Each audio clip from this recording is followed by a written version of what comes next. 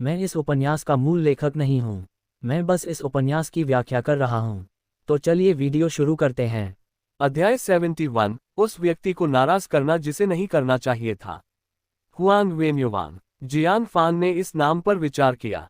उसकी याददाश्त में वह इस व्यक्ति को नहीं जानता था। फिर ये नाम जाना पहचाना क्यों लग रहा था।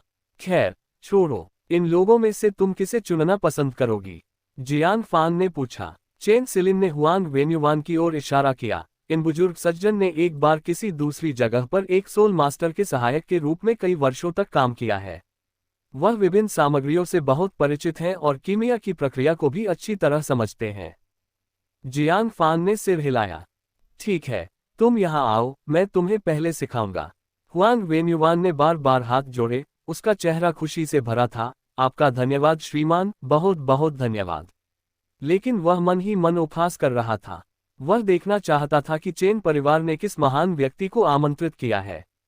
किन परिवार की जीवन रेखा काटना चाहते हो? पहले ये देखना होगा कि क्या किन वेन्युवान सहमत है। जियान फान ने कहा, साधारण लोग सोल मास्टर इसलिए नहीं बन पाते क्योंकि उनकी आत्माएं पर्याप्त मजबूत नहीं होती हैं। लेकिन मेरी पद्धति के अनुसार तुम कमजोर आत्मिक शक्ति का उपयोग करके भी सामग्रियों को मोटे तौर पर शुद्ध कर सकते हो ताकि निम्न श्रेणी के क्यूई कल्टीवेशन लिक्विड बनाने का उद्देश्य पूरा हो सके। हुआन वेन्युवान बाहर से सम्मानजनक दिख रहा था। मैं आदरपूर्वक बुजुर्ग के मार्गदर्शन को सुनता हूँ। जियान फान ने सिर हिलाया और ताइन सोल तकनीक के तरीकों का उपयोग करके हुआन वेन्युवान को सिखाना शुरू किया। कुछ ही समय बाद जियान फान थोड़ा हैरान हुआ, तुमने इतनी जल्दी इसे समझ लिया। हुआन वेन्युवान को कुशलता से एक बोतल तैयार करते देख वह चकित रह गया। तुम्हारे पास कीमिया के लिए स्वाभाविक प्रतिभा है। हुआन वेन्युवान ने एक बनावटी मुस्कान दी। मेरी प्रतिभा औसत है, बस एक सोल मास्टर का सहायक इसे आसानी से कर सकता है। सच कहूं तो आपने जो सिखाया है वह उससे बेहतर नहीं है जो मैंने पहले सीखा था। जैसे ही उसने ये कहा, अन्य उम्मीदवारों ने जियान फान की ओर संदेहास्पद नजरें डाली। जियान फान ने उसके शब्दों में उकसावा महसूस किया और अपनी आंखें थोड़ी सिकुड़ी। ऐसा लगता है कि तुम मुझसे बहुत आश्वस्त नहीं हो। हुआन वेन्युवान ने हाथ जोड़े और कहा, जैसा कि कहा जाता है, जो दिखता है वही सच होता है। मैंने आपका कौशल नहीं देखा है, तो मैं कैसे मान लूं? उसे विश्वास ही नहीं हो रहा था कि लोनली बोट सिटी जैसी छोटी जगह में कोई 3 स्टार सोल मास्टर रह रहा होगा। ऐसा व्यक्ति तो कोई प्रभावशाली हस्ती होना चाहिए। वह यहाँ रहकर चेन परिवार के सहायकों को प्रशिक्षण क्यों देगा? जियान फान ने उस पर और फिर बेचैन उम्मीदवारों पर एक नजर डाली, फिर उदासीनता से कहा, ठीक है, मैं क्यूई कल्टीवेशन लिक्विड की एक बोतल तैयार करूंगा। हुआन वेन्युवान के चेहरे पर एक कुटिल मुस्कान थी। वह इसी पल का इंतजार कर रहा था। वह अपने दशकों के पेशेवर ज्ञान का उपयोग करके जियान फान में गलतियां निकालना चाहता था। अगर यह व्यक्ति उससे कमतर निकला, तो वह उसे अपमानित करने में संकोच नहीं करेगा। अगर वह थोड़ा बेहतर भी हुआ, तो भी ठीक था। हर सोल मास्टर की अपनी कुछ बुरी आदतें होती हैं। वह कमियां ढूंढता और उस व्यक्ति की इतनी आलोचना करता कि सहायकों को प्रशिक्षित करने की योजना ही धराशायी हो जाती। जियान फान ने शब्दों को बर्बाद नहीं किया। उसने निपुणता से सामग्रियां उठाईं। अपने वर्तमान स्तर पर वह कौशल के चरम पर पहुंच चुका था।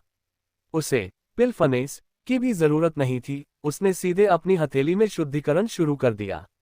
ये देखकर हुआन वेन्युवान ठहाका मारकर हंसा, बिना भट्टी के, और आप इसे कीमिया कहते हैं? कीमिया के लिए कम से कम एक बर्तन की तो जरूरत होती है। सीधे हथेली में। यह अनसुना था। हाथों की धूल, गंध और पसीना सामग्रियों के प्रभाव को खराब कर देते, जिससे लिक्विड की गुणवत्ता गिर जाती या वह पूरी तरह विफल हो जाता। जियान फान को हाथ से काम करते देख हुआन वेन्युवान निश्चिंत हो गया। कैसा महान व्यक्ति, बस दुनिया को धोखा देने वाला एक ढोंगी है। लेकिन धीरे धीरे हुआन वेन्युवान की हंसी गायब हो गई। उसने देखा कि जियान फान के हाथ में मौजूद सामग्रियां धीरे धीरे बर्फ की मूर्ति की तरह पारदर्शी होने लगीं। जैसे ही उसकी हथेली में आध्यात्मिक शक्ति का कंपन हुआ, वे सामग्रियां टुकड़ों में टूट गईं। उनके अंदर का रस निचोड़कर टपकने लगा, जबकि कचरा हवा में उड़ गया। जियान फान ने दूसरे हाथ से एक जैद की बोतल उठाई और बड़ी तेजी से सारा रस इकट्ठा कर लिया। पल भर में, बिना किसी अशुद्धि के एकदम स्पष्ट क्यूई कल्टीवेशन लिक्विड की एक बोतल तैयार थी। हुआन वेन्युवान ने एक गहरी सांस ली। शीर्ष श्रेणी का लिक्विड। इसे केवल एक 4 स्टार सोल मास्टर ही बना सकता है। पता चला कि सामने वाला व्यक्ति सिर्फ 3 स्टार नहीं बल्कि एक 4 स्टार सोल मास्टर था। अब उसे समझ आया, उसने भट्टी का उपयोग इसलिए नहीं किया क्योंकि उसे कीमिया नहीं आती थी, बल्कि इसलिए क्योंकि ऐसे निम्न स्तर के लिक्विड के लिए उसे भट्टी की जरूरत ही नहीं थी। नंगे हाथों से भी उसने सर्वश्रेष्ठ गुणवत्ता तैयार की थी। जियान फान ने उदासीनता से उसकी ओर देखा। कोई और सवाल? हुआंग वेन्युवान का शरीर कांप उठा।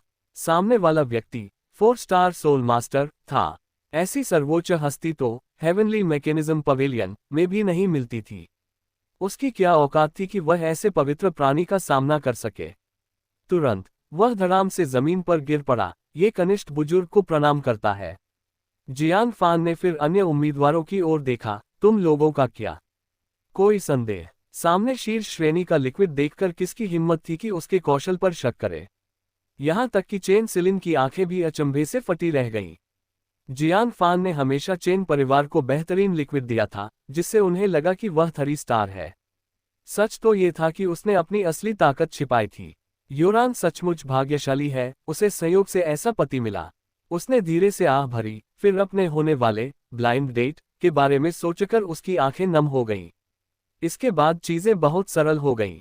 उसके मार्गदर्शन से उम्मीदवार जल्दी ही सीख गए। हुआंग वेन्युवान विनम्रता से एक तरफ खड़ा रहा, एक शिष्य की तरह सेवा करते हुए अन्य उम्मीदवारों को सिखाने में जियान फान की मदद करने लगा। अनजाने में हुआंग वेन्युवान ने जियान फान की पीठ पर बंधी एक लंबी तलवार देखी। पूरी तलवार कपड़ों की पट्टियों में कसकर लिपटी हुई थी। केवल एक हिस्से में थोड़ा सा गैप था, जहां से एक अजीब बैंगनी रोशनी निकल रही थी। बैंगनी रोशनी वाली तलवार। धमाका। हुआंग वेन्युवान का दिमाग सुन्न हो गया। उसे तुरंत क्लाउड फ्लोटिंग केव के उस 3 स्टार सोल मास्टर की याद आई जिसने उसके लिए पल्स एक्सटेंडिंग पिल बनाई थी। वह यही था। उसे बचाने वाला व्यक्ति उसके सामने खड़ा ये बुजुर्ग ही था। मुझे पहले ही समझ जाना चाहिए था। लोनली बोट सिटी में इतने सारे 3 स्टार और 4 स्टार सोल मास्टर नहीं हो सकते। वे सब एक ही व्यक्ति थे। जियान फान के 18 साल के चेहरे को देखकर हुआंग वेन्युवान और भी अधिक श्रद्धा और खौफ से भर गया। इतनी कम उम्र में इतना महान कौशल। समय आने पर इसकी उपलब्धियां बेजोड़ होंगी। रात होने तक जियान फान ने सबको निर्देश देना समाप्त कर दिया और कहा, भविष्य में तुम सभी चेन परिवार की व्यवस्थाओं का पालन करोगे। अगर कुछ समझ न आए तो मैं दोबारा मार्गदर्शन के लिए आऊंगा। इतना कहकर वह तेजी से निकल गया। हुआंग वेन्युवान ने झुककर उसे विदा किया जब तक कि वह भीड़ में ओझल नहीं हो गया। ये दृश्य देखकर किन चांगशेंग, जो बाहर से गुप्त रूप से देख रहा था, हक्का बक्का रह गया। दादाजी, आप ये क्या कर रहे हैं? हुआंग वेन्युवान, जो वास्तव में किन वेन्युवान था, सीधा हुआ और आह भरते हुए बोला, क्या तुम्हें दिख नहीं रहा? स्वाभाविक रूप से मैं बुजुर्ग की सेवा कर रहा हूँ। क्या? किन चांगशेंग चौंक गया। दादाजी, क्या आप इस व्यक्ति को सबक नहीं सिखाने वाले थे? आप अब उनके कनिष्ठ कैसे बन गए? किन वेन्युवान का बुरा चेहरा लाल हो गया, फिर उसने डांटा, मूर्ख। मैंने अभी तक तुमसे हिसाब चुकता नहीं किया है। मैंने चेन परिवार से चुपके से पूछताछ की। यह 4 स्टार सोल मास्टर चेन परिवार की मदद सिर्फ इसलिए कर रहा है क्योंकि तुमने उसे नाराज किया था। इसलिए उसने हमारे किन परिवार को नीचे गिराने के लिए चेन परिवार की मदद की। तुम नीच मूर्ख, मैंने तुमसे हमेशा कहा था कि दोस्त बनाओ और कभी किसी को नाराज मत करो। और तुमने उसी व्यक्ति को नाराज कर दिया जिसे नहीं करना चाहिए था। अपना सामान बांधो और रातों रात यहां से निकलो। हमारा किन परिवार अब लोनली बोट सिटी में नहीं रह सकता। एक 4 स्टार सोल मास्टर से दुश्मनी की बात सोचकर वह अंदर तक कांप गया। किन चांगशेंग हैरान था, मैंने तो किसी को नाराज नहीं किया। क्वोट। तभी उसे जियान फान का ख्याल आया। लेकिन जियान फान तो एक मामूली लड़का था। उसे याद करके किन चांगशेंग की आंखें क्रूर हो गईं। दादाजी, क्या हम जाने से पहले जियान फान को सबक सिखा सकते हैं? उसने इस बात को बड़ा चढ़ाकर बताया कि कैसे जियान फान ने किन परिवार के सदस्यों को घायल किया था। किन वेन्युवान ने फूंकार भरी, भले ही हमारा किन परिवार पतन की ओर है, लेकिन हमें जू परिवार के किसी दामाद द्वारा डराया नहीं जाएगा। पहले घर चलो और पैकिंग करो, फिर हम उससे हिसाब बराबर करेंगे। अध्याय 72 नीच। अगले दिन जियान फान अपनी गति तकनीक को और निखारने के लिए फिर से ड्रैगन राइजिंग पाथ गया। जू यिनिन काफी समय से वहां इंतजार कर रही थी। उसके गोरे गालों पर हल्की लाली थी और उसकी आंखों में उम्मीद और शर्म का मिला जुला भाव था। चलो अंदर चलते हैं, जियान फान ने भावहीन होकर कहा। उसने चेन जेंग डाओ के प्रोजेक्शन के भीतर उसे तकनीक सिखाना जारी रखा।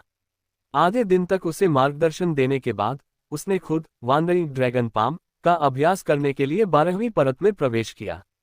2 दिनों के प्रशिक्षण के बाद उसकी पहली परत पूर्णता के करीब थी। 1 और दिन के अभ्यास के बाद ये पूरी हो जाती। वह ये देखने के लिए उत्सुक था कि पूर्ण सफलता प्राप्त करने के बाद क्या वह जोंग किज़ेन का मुकाबला कर पाएगा और यह वांडरिंग ड्रैगन पाम वास्तव में कितनी शक्तिशाली है। थके हुए शरीर के साथ घर लौटते समय उसने दूर से एक सुंदर आकृति को हाथ में धुंधली लालटेन लिए अपना इंतजार करते देखा। योरान। जियान फान ने ये सुनिश्चित करने के लिए चारों ओर देखा कि कोई वहां नहीं है और फिर प्यार से उसके कंधे पर हाथ रखा। जू योरान के चेहरे के भाव जटिल थे। उसने कहा, चेन सिलिन यहां आई थी। जियान फान के मुंह से एक आवाज निकली। उसे लगा कि वह जू योरान को बुजुर्ग ली किंगफेन की शिष्या बनने पर बधाई देने आई होगी। वह तुम्हें ढूंढ रही थी, जू योरान ने कहा, उसकी आंखों में थोड़ी नाराजगी थी। जियान फान दंग रह गया, मुझे ढूंढ रही थी। जू योरान ने जवाब दिया, तुम दोनों इतने करीब कब हो गए? उसे अपने होने वाले पति को परखने के लिए तुम्हारी जरूरत पड़ गई। तो ये बात थी। जियान फान ने आधा सच बताते हुए समझाया, ये चेन फैमिली मास्टर का अनुरोध था। मैंने एक बार उनकी मदद की थी, इसलिए उन्हें मुझ पर भरोसा है। तो क्या ये चेन सिलिन के पिता ने तय किया था? जू योरान का मूड थोड़ा ठीक हुआ और उसने कहा, कोई आश्चर्य नहीं, तुम अब फाउंडेशन एस्टेब्लिशमेंट की तीसरी परत पर हो, लोनली बोर्ड सिटी के शीर्ष विशेषज्ञों में से एक। तुमसे किसी को परखने के लिए कहना तर्कसंगत है। कुछ देर सोचने के बाद उसने आगे कहा, कल मैं भी तुम्हारे साथ चलूंगी।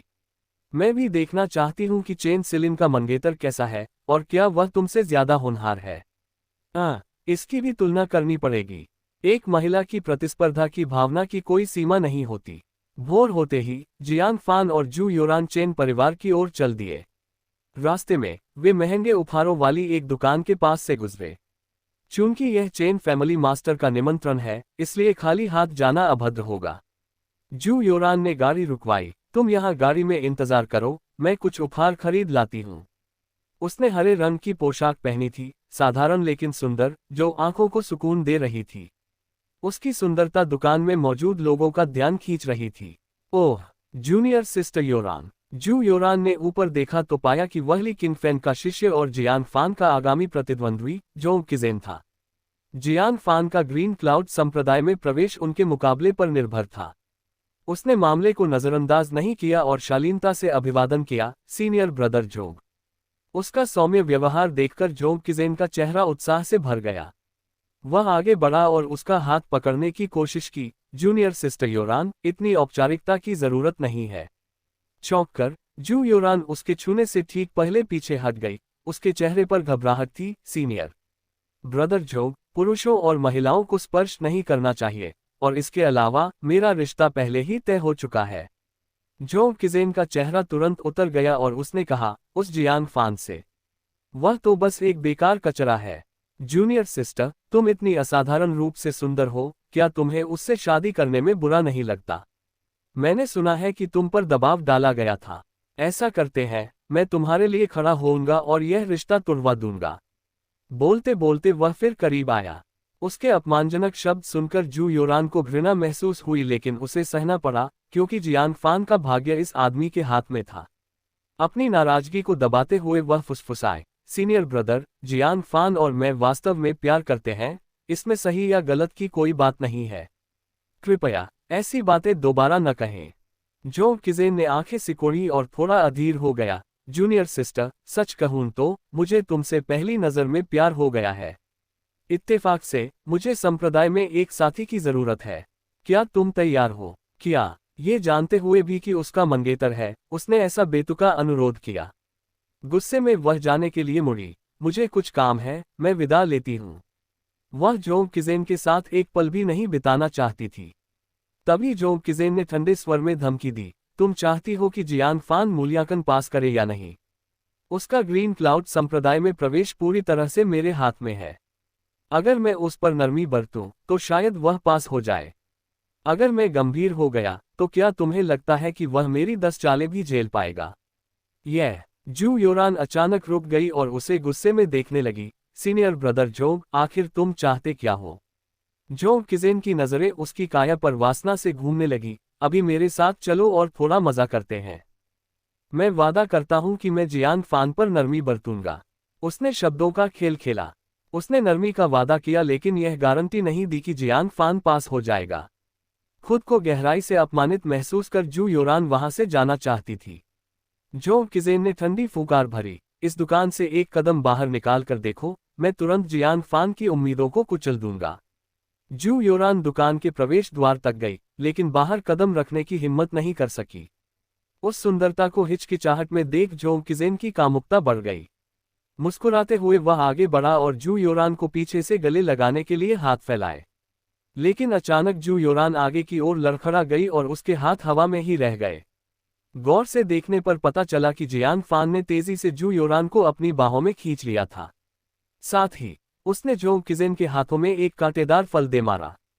आह! निशाना चूकने पर जोंग किजेन के हाथों में कांटे चुभ गए, जिससे वह दर्द से कराह उठा। तुम! जोंग किजेन ने गुस्से में कांटे निकाले। तीखे कांटों से खून की कुछ बूंदें निकल आईं। जियान फान ने अपनी आंखें सिकोड़ी और लिखा, मुझे तुम्हारे कौशल के बारे में तो नहीं पता, लेकिन तुम निश्चित रूप से नीच हो। जोंग किजेन ने फुकार भरी, तुम कौन होते हो मुझे परखने वाले? मत भूलो, तुम्हारा भाग्य मेरे हाथ में है। अभी घुटने टेको और माफी मांगो, तो शायद मैं मुकाबले के दौरान नरमी बरतने पर विचार करूं, वरना। क्वोट। जियान फान निडर था, उसने लिखा, तो फिर नरमी मत बरतना। उस तरह से जीतना अर्थहीन होगा। जोंग किजेन गुस्से से लाल हो गया। वह पागलों की तरह हंसा, ठीक है, जैसा तुम चाहो, मुझे एक चाल में तुम्हें हराने के लिए दोष मत देना। जियान फान ने उसकी ओर पीठ की और जू योरान को लेकर वहां से चला गया। चेन परिवार में चेन यूक्यू ने उनका गर्मजोशी से स्वागत किया। केवल चेन सिलिन बेचैन थी और लगातार आहें भर रही थी। खासकर जियान फान और जू योरान को एक साथ बैठे देख उसे और भी निराशा हुई। चेन यूक्यू ने उसकी भावनाओं को भांपते हुए कहा, भाग्य लोगों को मिलाता और अलग करता है। जो तुम्हारे लिए नहीं है, उसके लिए जोर मत डालो। तुम्हारा दूसरा साथी भी बुरा नहीं है। ग्रीन क्लाउड संप्रदाय का आंतरिक शिष्य, बुजुर्ग ली का प्रिय छात्र, बिलियू सिटी के एक प्रमुख परिवार से, वह तुम्हारे लिए बिल्कुल सही है। हालांकि ये बातें तर्कसंगत थीं, फिर भी चेन सिलिन को कड़वाहट महसूस हुई। वह समझती थी कि वह जियान फान के जोड़ की नहीं है। लेकिन इंसान हमेशा तुलना करता है। अगर जियान फान की मंगेतर कोई ऐसी सुंदरी होती जिसकी वह प्रशंसा कर सके, तो वह मान लेती। लेकिन उसे उसकी सहेली जू योरान ही मिली, जिसकी स्थिति कभी उससे बहुत कम थी। वह बस यही उम्मीद कर सकती थी कि जोंग किजेन जियान फान से बहुत कमतर न हो। उसी समय मैनेजर एक व्यक्ति को बड़े आत्मविश्वास के साथ अंदर लाया। मालिक, युवा मास्टर जोंग आ गए हैं। जियान फान तुरंत सीधा बैठ गया, नए आने वाले को देखने के लिए उत्सुक। चेन परिवार की नींव गहरी थी, एक विशाल रियासत। चेन सिलिन, शुद्ध और उत्कृष्ट, एक तेज व्यापारिक दिमाग के साथ, वह सुंदर और बुद्धिमान दोनों थी। उसका मंगेतर भी निश्चित रूप से असाधारण रूप से प्रतिभाशाली होना चाहिए। लेकिन पहली नजर पड़ते ही वह जड़वत रह गया। उसके बगल में बैठी जू योरान भी उतनी ही हैरान थी। अध्याय 73। मैं इस विवाह से सहमत नहीं हूं। लेकिन आने वाला व्यक्ति कोई और नहीं बल्कि वह जोंग किजेन था। वह उपहारों से भरा एक भारी संदूक लेकर मुस्कुराते हुए हॉल में दाखिल हुआ। Uncle chain, aunty. सुंदर जोंग किजेन को देखकर चेन यूक्यू ने संतोष के साथ सिर हिलाया। लियू किमिन प्रसन्न थी। मैंने कहा था ना, युवा मास्टर जोंग उत्कृष्ट है। सुंदर और शिष्ट, वह बिल्कुल एक सज्जन व्यक्ति की तरह दिखते हैं। और उनकी पारिवारिक पृष्ठभूमि, युद्ध कौशल और संप्रदाय सभी बेहतरीन विकल्प हैं। जोंग किजेन ने विनम्रता का दिखावा किया। अंकल, आंटी, आप बहुत दयालु हैं। क्या मैं पूछ सकता हूं कि सिलिन कौन है? उसने लियू किमिन की नजर का पीछा किया। एक गुलाबी रंग की पोशाक में सुंदर युवती, जिसके बालों में नाशपाती के फूलों का हेयरपिन था और उसके काले बाल झरने की तरह गिर रहे थे, उसके सामने आई। उसका नाजुक और खूबसूरत चेहरा, उसकी बेदाग त्वचा और लुभावनी शारीरिक बनावट देख जोंग किजेन की आंखें चमक उठी। वह पहले इस शादी के प्रस्ताव का विरोध कर रहा था, लेकिन अब वह चाहता था कि इसे तुरंत स्वीकार कर लिया जाए। ऐसी खूबसूरत महिला मुश्किल से ही मिलती थी। लियू किमिन ने उम्मीद के साथ पूछा, युवा मास्टर जोंग, आप मेरी बेटी के बारे में क्या सोचते हैं? जोंग किजेन ने थूक निगला और प्रशंसा में कोई कमी नहीं छोड़ी। सिलिन एक सुंदरी है, कोमल और शांत, मुझे वह बहुत पसंद है। अपने मन में उसे नहीं लगता था कि चेन परिवार उसके लायक था। वह कौन था? ग्रीन क्लाउड पीक का एक शिष्य जिसका भविष्य उज्ज्वल था। क्या ये अदना सा चेन परिवार मुझसे शादी करने के लायक है? लेकिन अगर चेन परिवार अपनी ऐसी खूबसूरत बेटी उसे कुछ दिनों तक मजा करने के लिए दे रहा है तो क्यों नहीं? एक बार मन भर जाने पर वह उसे छोड़ सकता था। चेन परिवार उसकी बिसात ही क्या थी? ऐसी प्रशंसा सुनकर लियू किमिन मन ही मन खुश थी, ये जानकर कि शादी तय हो सकती है। जहां तक चेन सिलिन की राय की बात थी, उसने उसे पूरी तरह से नजरअंदाज कर दिया। चेन परिवार जैसे बड़े खानदान में बच्चों की शादी उनके हाथ में नहीं होती थी। उसने चेन यूक्यू को इशारा किया कि वह आगे बढ़कर फैसला ले। चेन यूक्यू ने अपराधी भाव से चेन सिलिन की ओर देखा। उसे अपना सिर झुकाए हुए और लाल होठों को जोर से भींचे हुए देख वह कोई निर्णय नहीं ले पा रहा था। वह जियांग फान की ओर मुड़ा और कहा, युवा मास्टर जियांग, आप क्या सोचते हैं? कोई भी निर्णय लेने से पहले वह देखना चाहता था कि जियांग फान का क्या कहना है। अगर जियांग फान ने इस व्यक्ति को जीवन भर के साथ के योग्य माना तो शायद चेन सिलिन अपनी जिद छोड़ दे। लियू किमिंग ने थोड़ी भौहें सिकोड़ी। उसे समझ नहीं आया कि परिवार के मुखिया ने जियांग फान को जज के रूप में क्यों आमंत्रित किया है। वह तो बस जू परिवार का एक संबंधी था, क्या उसकी इतनी महत्वपूर्ण भूमिका थी? उसने बिना किसी भाव के कहा, युवा मास्टर जियांग, कृपया निष्पक्ष निर्णय लें, मेरी बेटी के साथ किसी व्यक्तिगत संबंध के कारण परेशानी खड़ी न करें। उसे भरोसा था कि यदि निष्पक्षता से न्याय किया गया तो जोंग किजेन सफल होगा। ऐसे उत्कृष्ट व्यक्ति में जियांग फान क्या दोष ढूंढ सकता था? हालांकि चेन सिलिन ने अपना सिर उठाया और जियांग फान की ओर याचना भरी नजरों से देखा। दुर्भाग्य से जियांग फान ने उसे निराश कर दिया। उसने शांति से एक नोट लिखा, मैं निष्पक्ष और वस्तुनिष्ठ रूप से मूल्यांकन करूंगा। इसी क्षण जोंग किजेन ने आखिरकार जियांग फान और जू योरान को नोटिस किया। वह हक्का बक्का रह गया। जियांग फान, तुम यहाँ क्यों हो? चेन यूक्यू ने उन दोनों को आश्चर्य से देखा और पूछा, क्या युवा मास्टर जोंग युवा मास्टर जियांग को जानते हैं? अंदर ही अंदर घबराते हुए जोंग किजेन जियांग फान के बोलने से पहले ही बोल पड़ा, मैं उनसे एक बार तब मिला था जब मैं अपने गुरु के साथ जू परिवार गया था। उसने जियांग फान को एक घातक नजर से देखा, जिसका मतलब था कि वह अपना मुंह बंद रखे। फिर उसने उत्सुकता के साथ पूछा, अंकल चेन, क्या आज मेरा और सिलिन का रिश्ता तय होने का दिन नहीं है? इन्हें क्यों आमंत्रित किया गया?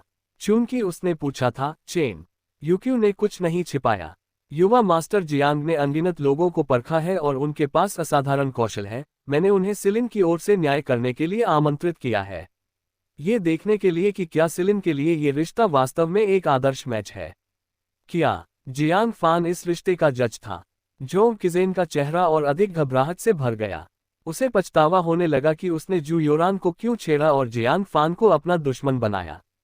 चेन यूक्यू ने उसकी बदली हुई अभिव्यक्ति को जाने बिना मुस्कुराते हुए उसके कंधे को थपथपाया, लेकिन तुम इतने उत्कृष्ट हो युवा मास्टर जियांग, तुम्हारी प्रशंसा किए बिना नहीं रह पाएंगे, है ना? युवा मास्टर जियांग।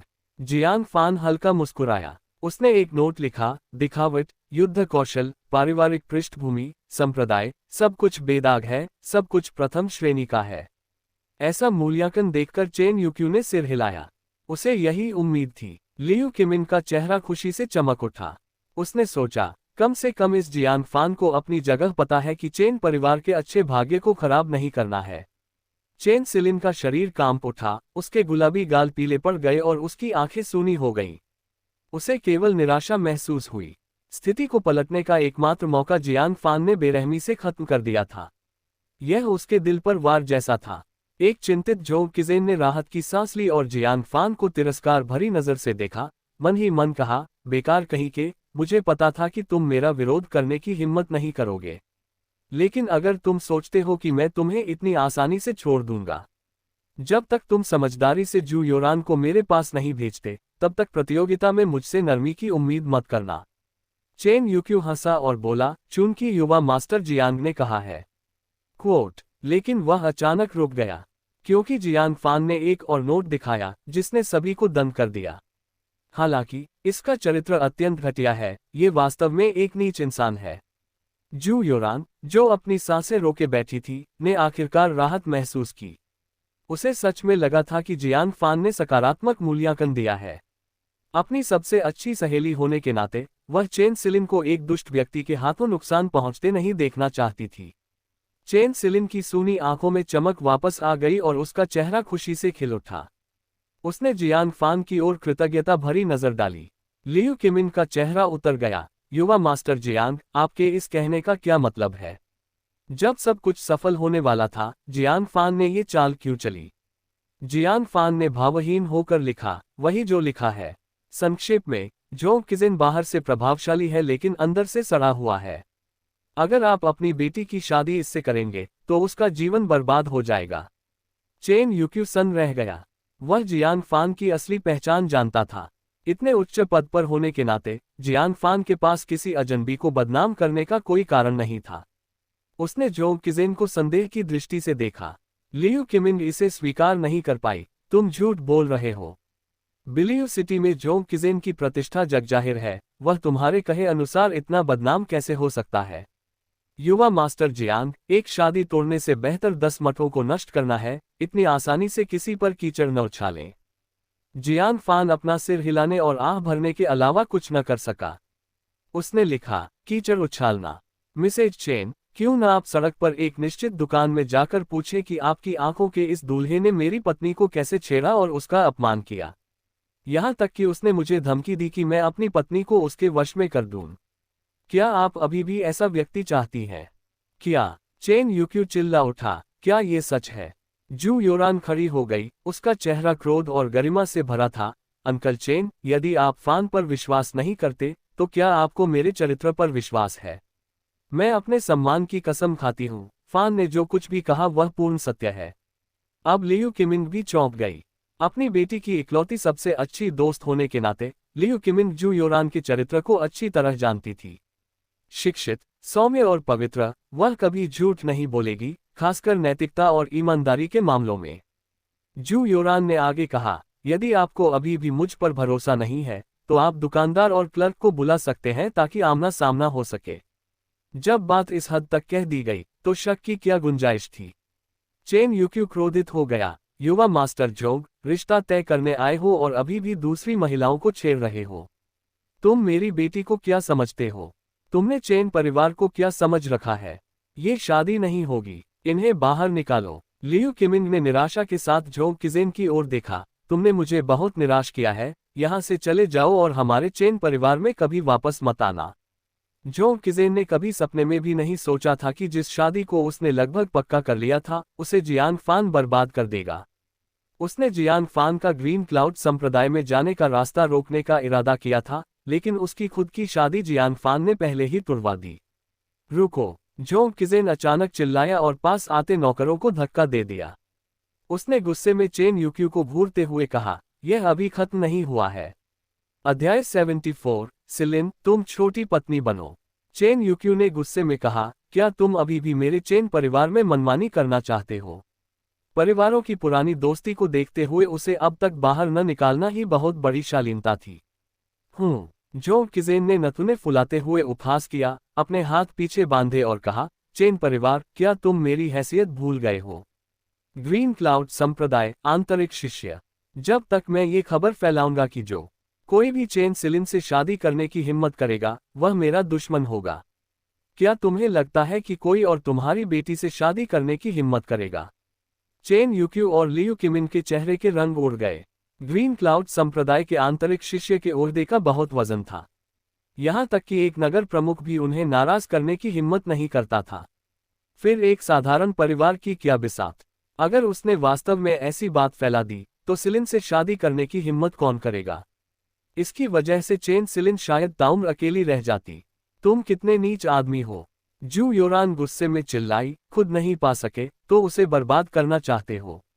जोंग किजिन ने बेशर्मी से तर्क दिया, चेन परिवार ने पहले मेरा अपमान किया था।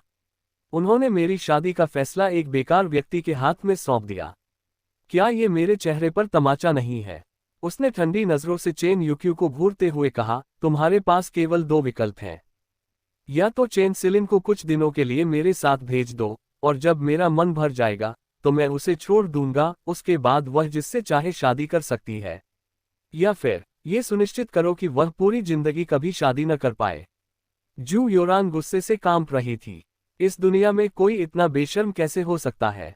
वह बहुत शुक्रगुजार थी कि जियान फान ने ये रिश्ता खत्म कर दिया था, वरना चेन सिलिन की जिंदगी तबाह हो जाती।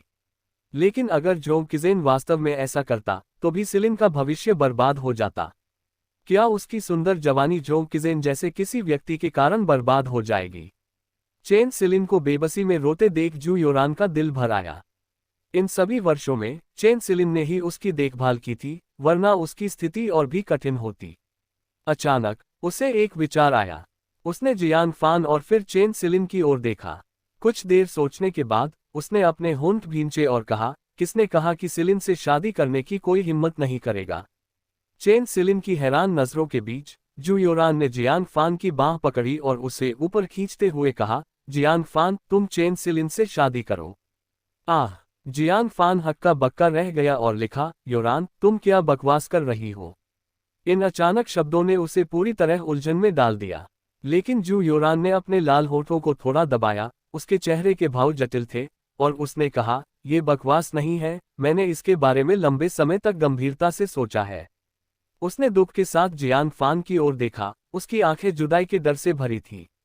अगर मुझे जबरदस्ती ग्रीन क्लाउड संप्रदाय जाना पड़ा और तुम मूल्यांकन में असफल रहे, तो किसी को तुम्हारी देखभाल करने की जरूरत होगी। और इत्तेफाक से सिलिन के मन में तुम्हारे लिए भावनाएं हैं, मुझे विश्वास है कि वह मेरे लिए तुम्हारा ख्याल रखेगी। उसने बहुत सोचा था, जिस दिन जाने का समय आएगा, भले ही वह जियान फान से अलग नहीं होना चाहती थी, लेकिन ली किनफेंग उसे जबरदस्ती ले जा सकता था। अगर ऐसा हुआ, तो जियान फान अकेला और उदास रह जाएगा। इससे बेहतर होगा कि आज के अवसर का लाभ उठाकर चेन सिलिन की इच्छा पूरी कर दी जाए। जियान फान ने आश्चर्य में लिखा, लेकिन क्या होगा अगर मैं भी ग्रीन क्लाउड संप्रदाय जा पाऊं? अगर हम उसे अभी कोई नाम दे देते हैं, तो वह भविष्य में किसी और से शादी कैसे करेगी? ऐसा करके तुम उसे नुकसान ही पहुंचा रही हो। ये ठीक नहीं है। जू योरान की भौहें थोड़ी तन गईं। जियान फान के प्रति जोंग किजेन की नफरत को देखते हुए उसका शांत होना नामुमकिन था। जियान फान के मूल्यांकन पास करने की संभावना बहुत कम थी, लेकिन अगर थोड़ी सी भी संभावना थी, तो उसे उसके लिए तैयार रहना था। इसलिए उसने चेन सिलिन की ओर पूछताछ भरी नजरों से देखा और कहा, सिलिन, अगर जियान फान और मेरी शादी हो जाए, तो क्या तुम तब भी तैयार हो? क्वोट। अचानक उसे कहना मुश्किल लगा। चेन परिवार की इकलौती बेटी, इतनी सुंदर और बुद्धिमान महिला को जियान फान की उपपत्नी बनने के लिए कहना, क्या ये उसका अपमान नहीं था? उसे लगा कि चेन सिलिन कभी सहमत नहीं होगी, और चेन परिवार के मुखिया तो कभी मान ही नहीं सकते। मैं तैयार हूँ। जिस बात ने जू योरान को सन्न कर दिया, वह ये थी कि चेन सिलिन का चेहरा शाम की लाली जैसा लाल हो गया था और उसकी आंखों में शर्म की नमी थी। उसने शर्माते हुए अपना चेहरा फेर लिया, उसकी आवाज किसी मच्छर की भिनभिनाहट जितनी धीमी थी। जू योरान दंग रह गई। सिलिन, क्या तुम समझ रही हो कि मेरा क्या मतलब है? मैं तुम्हें एक उपपत्नी बनने के लिए कह रही हूँ। चेन सिलिन के गाल और भी लाल हो गए, और उसने शर्म के साथ कहा, मैं समझती हूँ, मैं तैयार हूँ। आह! जू योरान का मुंह आश्चर्य से खुला रह गया। उपपत्नी बनने के लिए तैयार? उसने जियान फान की ओर वापस देखते हुए बुदबुदाया, आखिर सिलिन को तुम में ऐसा क्या दिखता है? वह इतना बड़ा समझौता करने के लिए भी तैयार है। वह जितना भी सोचती, उसे समझ नहीं आता। जोंग किजेन ने यह सुनकर उपहास किया, जूनियर सिस्टर, तुम बहुत भोली हो। चेन परिवार जैसा बड़ा खानदान अपनी इकलौती बेटी को उपपत्नी बनने की अनुमति कैसे दे सकता है? तुम्हारे और चेन सिलिन के सहमत होने से क्या होता है? चेन परिवार के मुखिया को सहमत होना होगा। मेरी राय में बेहतर होगा कि ईमानदारी से चेन सिलिन को। उसके शब्दों को अचानक बीच में ही काट दिया गया। चेन यूक्यू की आंखें चमक उठी, और उसने आश्चर्य और खुशी के साथ कहा, योरान, क्या तुम यह फैसला ले सकती हो? जियान फान कौन था? एक 3 स्टार सोल मास्टर। स्वर्गीय तंत्र मंडप में वह एक असाधारण हस्ती था। अगर चेन परिवार की बेटी ऐसे व्यक्ति की महिला बन सके, तो यह एक बहुत बड़ा सौभाग्य होगा। नहीं, ये तो ऐसा है जैसे पूर्वजों की कब्र से धुआं निकल रहा हो। नहीं, उसमें आग लग गई है, ऐसी आग जिसे बुझाया नहीं जा सकता। उसने पहले कभी इसके बारे में सोचने की हिम्मत भी नहीं की थी, लेकिन अब यह महान भाग्य अचानक उसके पास आ गया था। लेकिन उसे जियान फान के रवैये का पता नहीं था।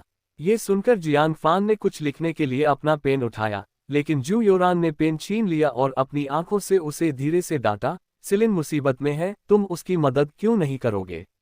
जियान फान बेचैन हो गया। जू योरान ने उसे नजरअंदाज किया और चेन यूक्यू से कहा, चाचा चेन, चूंकि मैं जियान फान की भविष्य की पत्नी बनूंगी, इसलिए उपपत्नी रखने का मामला स्वाभाविक रूप से मेरा निर्णय है। जब तक आप सहमत हैं, तब तक मेरी ओर से कोई समस्या नहीं है। रिवाज के अनुसार कानूनी पत्नी को अपने पति की उपपत्नी के मामले में फैसला करने का अधिकार था। चूंकि वह सहमत थी, इसका मतलब था कि मामला तय हो गया था। चेन यूक्यू खुशी से झूम उठा और उत्तेजना में घुटनों के बल बैठ गया। पूरे चेन परिवार और चेन परिवार के पूर्वजों की ओर से मैं मिस जू को आपकी इस महान दयालुता के लिए धन्यवाद देता हूँ। आह! इस बड़े भाव ने जू योरान को चौंका दिया और उसने जल्दी से उन्हें ऊपर उठाया। चाचा चेन, क्या आप योरान को डराने की कोशिश कर रहे हैं? वह तो बस चेन सिलिन को बचा रही थी। क्या पूर्वजों को इसमें शामिल करना जरूरी था? वह कैसे जान सकती थी कि उसके फैसले ने चेन परिवार को एक 3 स्टार सोल मास्टर से जोड़ दिया था। अब से वे समृद्धि की नई ऊंचाइयों को छुएंगे। चेन यूक्यू उत्तेजित था और शांत नहीं हो पा रहा था। उसके बगल में लियू किमिन मिश्रित भावनाओं से भरी थी और उसने चेन यूक्यू की कमर पर चुटकी काटते हुए शिकायत की। अपनी बेटी को उपपत्नी बनने देना, और वह इतना खुश था। भले ही उनके पास कोई विकल्प न हो, वे ऐसा कैसे कर सकते थे? यह उनकी बेटी की गरिमा के अनुरूप कैसे था? चेन यूक्यू ने सोचा कि चूंकि अब वे जियान फान के साथ एक परिवार थे, इसलिए उसने फुसफुसाते हुए कारण बताया। जियान फान हमारे चेन परिवार का 3 स्टार सोल मास्टर है। क्या? लियू किमिंग इतनी चौंक गई कि वह चिल्ला उठी, वाह! क्वोट शू, ये एक राज है। चेन यूक्यू ने जल्दी से उसे रोक दिया। तभी लियू किमिंग ने तुरंत अपना मुंह बंद कर लिया और जियान फान को बड़ी खुशी के साथ देखने लगी। वह बेहद खुश थी और उसने जू योरान का हाथ पकड़ लिया। योरान, आंटी तुम्हारा शुक्रिया अदा करती है, बहुत बहुत शुक्रिया। तुम हमारे चेन परिवार के लिए बस एक महान उपकारी हो। मुझे भी तुम्हारे आगे झुकने दो। जू योरान ने घबराते हुए उन्हें जल्दी से उठाया। उसका सिर सवालों से भरा था। चेन परिवार के इस जोड़े को क्या हो गया था? क्या उसने कुछ अविश्वसनीय कर दिया था? वे उसे इतना बड़ा सम्मान क्यों दे रहे थे? उन्हें शांत करने के बाद उसने घोषणा की, तो ये तय हो गया। अब से चेन सिलिन मेरे पति जियान फान की उपपत्नी होगी। तुरंत उसने जोंग किजेन की ओर देखा और कहा, क्या तुम अब हार मान सकते हो? जोंग किजेन का सीना असीम क्रोध से फूल रहा था। उसने खुद को गहराई से अपमानित महसूस किया और चिल्लाया, चेन परिवार मेरी इच्छा पूरी करने के बजाय अपनी बेटी को उपपत्नी बनाना पसंद करेगा। तुम्हारी नजरों में क्या मैं एक बेकार व्यक्ति के बराबर भी नहीं हूं? यह मेरा अपमान है और जोंग परिवार का भी। तुम सब बस मेरे पिता के आने और न्याय मांगने का इंतजार करो। बोलने के बाद वह गुस्से में पैर पटकते हुए चला गया। जियान फान निशब्द था। चेन सिलिन एक ब्लाइंड डेट पर गई थी और अंत में वह मेरी उपपत्नी कैसे बन गई? मैं तो यहाँ बस निगरानी रखने आया था, है ना? लेकिन चीजें इस मोड़ तक पहुंच गई थी और इसे केवल इसी तरह सुलझाया जा सकता था। कुछ देर सोचने के बाद उसने अपनी आखिरी ट्रांसेंड मोर्टेलिटी पिल निकाली, साथ ही कुछ उच्च श्रेणी का क्यूई कल्टीवेशन लिक्विड और वह उच्च स्तरीय येलो ग्रेड मेंटल मेथड की किताब भी। चूंकि अब तुम्हारा और मेरा एक रिश्ता जुड़ गया है, ये चीजें तुम्हारे लिए हैं। इन्हें जल्दी से ले लो और फिर बुजुर्ग ली किनफेन से अपना स्पिरिट रूट जांचने के लिए कहो, ये देखने के लिए कि क्या तुम भी ग्रीन क्लाउड संप्रदाय में प्रवेश कर सकती हो। चेन सिलिन ने गौर से देखा भी नहीं कि वे क्या थे, बस शर्माते हुए उन्हें ले लिया। जियान फान को भी असहज महसूस हो रहा था। तभी एक नौकर ने अचानक सूचना दी, युवा मास्टर जियांग। युवा मास्टर जियांग, जू फैमिली मास्टर आपको जल्दी वापस बुला रहे हैं।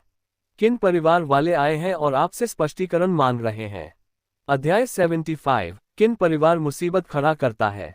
ये सुनकर चेन यूक्यू का चेहरा गंभीर हो गया और उसने कहा, युवा मास्टर जियांग, मैं भी आपके साथ चलूंगी। मैंने सुना है कि किन परिवार के पुराने मालिक किन वेन्युवान वापस आ गए हैं। वह एक क्रूर व्यक्ति हैं। हालांकि जियान फान एक 3 स्टार सोल मास्टर थे, लेकिन उनका युद्ध कौशल शायद उनके जितना मजबूत न हो। अगर वे आमने सामने लड़ते तो जियान फान को नुकसान उठाना पड़ सकता था। जियान फान ने भौहें सिकोड़ी। किन वेन्युवान? उसका नाम हुआंग वेन्युवान से इतना मिलता जुलता क्यों है? जरूरत नहीं है, मैं इसे खुद संभाल सकता हूँ। जियान फान ने हाथ हिलाया और तुरंत जू योरान के साथ जू परिवार की ओर रवाना हो गए। चेन परिवार अभी भी इस बात से अनजान था कि जियान फान ने फाउंडेशन एस्टेब्लिशमेंट की तीसरी परत को पार कर लिया है। अगर उन्हें ये पता होता तो वे इतनी चिंता नहीं करते। मुख्य द्वार के बाहर जू यिनिन काफी समय से इंतजार कर रही थी। जियान फान को देखते ही वह थोड़ा शिकायत करना चाहती थी, लेकिन फिर उसने सोचा कि पहले किन परिवार ने ही मुसीबत शुरू की थी और जियान फान ने जू परिवार की खातिर किन परिवार के कई लोगों को घायल किया था। वह केवल चिंतित दिख सकती थी। पुराने मालिक किन वेन्युवान, सोल मास्टर एसोसिएशन और सोल पवेलियन द्वारा प्रमाणित एक 1 स्टार सोल मास्टर है। यहाँ तक कि ग्रीन क्लाउड संप्रदाय के बुजुर्गों को भी उन्हें सम्मान देना पड़ता है। भले ही हमें जवाबी कार्रवाई करने के लिए मजबूर किया गया था, लेकिन किन वेन्युवान हमारी दलीलें क्यों सुनेंगे? जू योरान भी चिंतित थी, उसके माथे पर बल थे। अगर यह मामला नहीं सुलझा तो हम शांति से ग्रीन क्लाउड संप्रदाय कैसे जा पाएंगे? जियान फान के चेहरे पर ठंडा भाव आ गया। एक 1 स्टार सोल मास्टर। उसने अपना ब्रश उठाया और लिखा, मैं देखना चाहता हूं कि वह मुझसे क्या स्पष्टीकरण चाहता है। इतना कहकर उसने हवेली के अंदर कदम रखा। मुख्य हॉल में जू जेनगियान आज्ञाकारी भाव से खड़ा था। किन वेन्युवान शान से परिवार के मुखिया की सीट पर बैठा था और धीरे धीरे चाय की चुस्कियां ले रहा था। जियान फान अभी तक वापस नहीं आया। उसने एक प्रभावशाली आभा के साथ पूछा। जू जेनगियान ने उदास होकर जवाब दिया, पुराने मालिक किन, सारी गलती मेरी है। अगर आप सजा देना चाहते हैं तो मुझे सजा दें। कृपया जियान फान को छोड़ दें, वह अभी बच्चा है। थप्पड़। ये सुनकर किन चांगशेंग आगे बढ़ा और उसने जू जेनगियान के चेहरे पर एक जोरदार थप्पड़ जड़ दिया। जू जेनगियान का युद्ध कौशल उससे अधिक था और वह इससे बच सकता था, लेकिन किन वेन्युवान के सामने उसकी हिम्मत नहीं हुई और उसने थप्पड़ खा लिया। एक बच्चा। किन चांगशेंग ने गुस्से में अपनी टूटी हुई बांह की ओर इशारा किया। जब उसने मेरी बांह तोड़ी थी तब क्या वह बच्चा लग रहा था? मैं तुम्हें बता रहा हूं, अगर जियान फान ने आज किन परिवार को स्पष्टीकरण नहीं दिया तो मैं जू परिवार को मिट्टी में मिला दूंगा। कुलपति को सार्वजनिक रूप से थप्पड़ मारा जाना, एक कबीले के सदस्य के रूप में किसे गुस्सा नहीं आएगा? लेकिन किन वेन्युवान की भयानक मौजूदगी के कारण उन्हें अपना गुस्सा चुपचाप पीना पड़ा और किन परिवार की दबंगई सहनी पड़ी। कबीले के सदस्यों में वांग यिनफेन को गहरा पछतावा हो रहा था। उसने सोचा कि उसने ऐसा क्या पाप किया था जो लू झेंग जैसी बला को जू परिवार में बुलाया, जो बार बार जू परिवार की बर्बादी का कारण बन रहा है। अगर जियान फान ने मोर्चा नहीं संभाला होता तो जू परिवार बहुत पहले ही खत्म हो गया होता। लेकिन इस बार उनका सामना एक सोल मास्टर से था। जियान फान इस दबाव को कैसे झेल पाएगा? चहचहाहट। एक पक्षी के उड़ने की आवाज आई। ली किनफेंग एक उड़ने वाले पक्षी पर सवार होकर वहां पहुंचा। आखिर जू परिवार उसके 2 शिष्यों का परिवार था। चूंकि वह पास में ही था, इसलिए वह इसे अनदेखा नहीं कर सकता था। किन वेन्युवान की भूरी भौहें फड़क उठी और वह जल्दी से आगे बढ़ा। उसने हाथ जोड़कर कहा, बुजुर्ग ली। ली किनफेंग नीचे उतरा और शिष्टाचार बनाए रखते हुए बोला, मास्टर किन, इतनी औपचारिकता की जरूरत नहीं है। चूंकि आप विजय के साथ वापस आए हैं, हमारे ग्रीन क्लाउड संप्रदाय को आपसे मिलने आना चाहिए था। एक सोल मास्टर का दर्जा साधारण लोगों से कहीं ऊपर था। यहाँ तक कि एक 1 स्टार सोल मास्टर भी ग्रीन क्लाउड संप्रदाय में एक उच्च स्थान रखता था। एक बुजुर्ग के तौर पर ली किनफेंग भी विनम्र था। किन वेन्युवान उसका इरादा समझ गया और बोला, बुजुर्ग ली, आप इस विवाद को सुलझाने आए हैं, है ना? ली किनफेंग ने मुस्कुराकर कहा, दुश्मनी पालने से अच्छा उसे खत्म करना है। क्या आप मेरा मान रखते हुए इस मामले को यहीं समाप्त कर सकते हैं? उसे आया देखकर जू परिवार के सदस्य मन ही मन खुश हो गए। बुजुर्ग ली के हस्तक्षेप के साथ आज का मामला निश्चित रूप से सुलझ जाएगा। जू जेनगियान ने भी राहत की सांस ली। हालांकि किन वेन्युवान के चेहरे पर झुंझलाहट के भाव थे। बुजुर्ग ली, ऐसा नहीं है कि मैं आपका सम्मान नहीं करता, लेकिन जू परिवार बहुत आगे निकल गया है। पुराने दिनों में मैंने लोनली बोट सिटी के लिए बहुत योगदान दिया था, लेकिन मेरी 10 साल की अनुपस्थिति के दौरान जू परिवार ने मेरे किन परिवार के सदस्यों को घायल और अपंग कर दिया। अगर मैं इस गुस्से को बाहर नहीं निकालूंगा तो मैं अपने पूर्वजों का सामना करने लायक नहीं रहूंगा। ली किनफेंग की नाराजगी देखकर उसने एक लंबी सांस ली। फिर भी, चूंकि बुजुर्ग ली व्यक्तिगत रूप से अनुरोध कर रहे हैं, मैं एक कदम पीछे हटता हूं। हर कर्ज का एक कर्जदार होता है। चूंकि जियान फान मुख्य अपराधी है, हम केवल उसे ही जवाबदेह ठहराएंगे। इसका जू परिवार के बाकी सदस्यों से कोई लेना देना नहीं होगा। जू परिवार के सदस्य खुश थे कि परिवार पर आंच नहीं आएगी। ये सबसे अच्छा परिणाम था। ली किनफेंग ने भी एक हल्की मुस्कान के साथ धन्यवाद दिया। सिर्फ जू जेनग्यान का दिल बैठ गया। उसने कहा, बुजुर्ग ली, क्या आप जियान फान की भी मदद कर सकते हैं? किन परिवार का पूरा गुस्सा जियान फान पर गिरने वाला था और कोई भी अंदाजा लगा सकता था कि वे कितनी भारी कीमत वसूलेंगे। ली किनफेंग ने अपनी भौहें सिकोड़ी। उसे जियान फान के जीवन या मृत्यु की परवाह नहीं थी।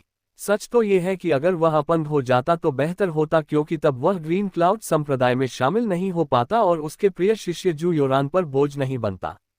गंभीर भाव के साथ उसने कहा, जू फैमिली मास्टर, मैंने अपनी तरफ से पूरी कोशिश की है। जियान फान भले ही छोटा है, लेकिन उसे अपने कर्मों का फल भुगतना चाहिए।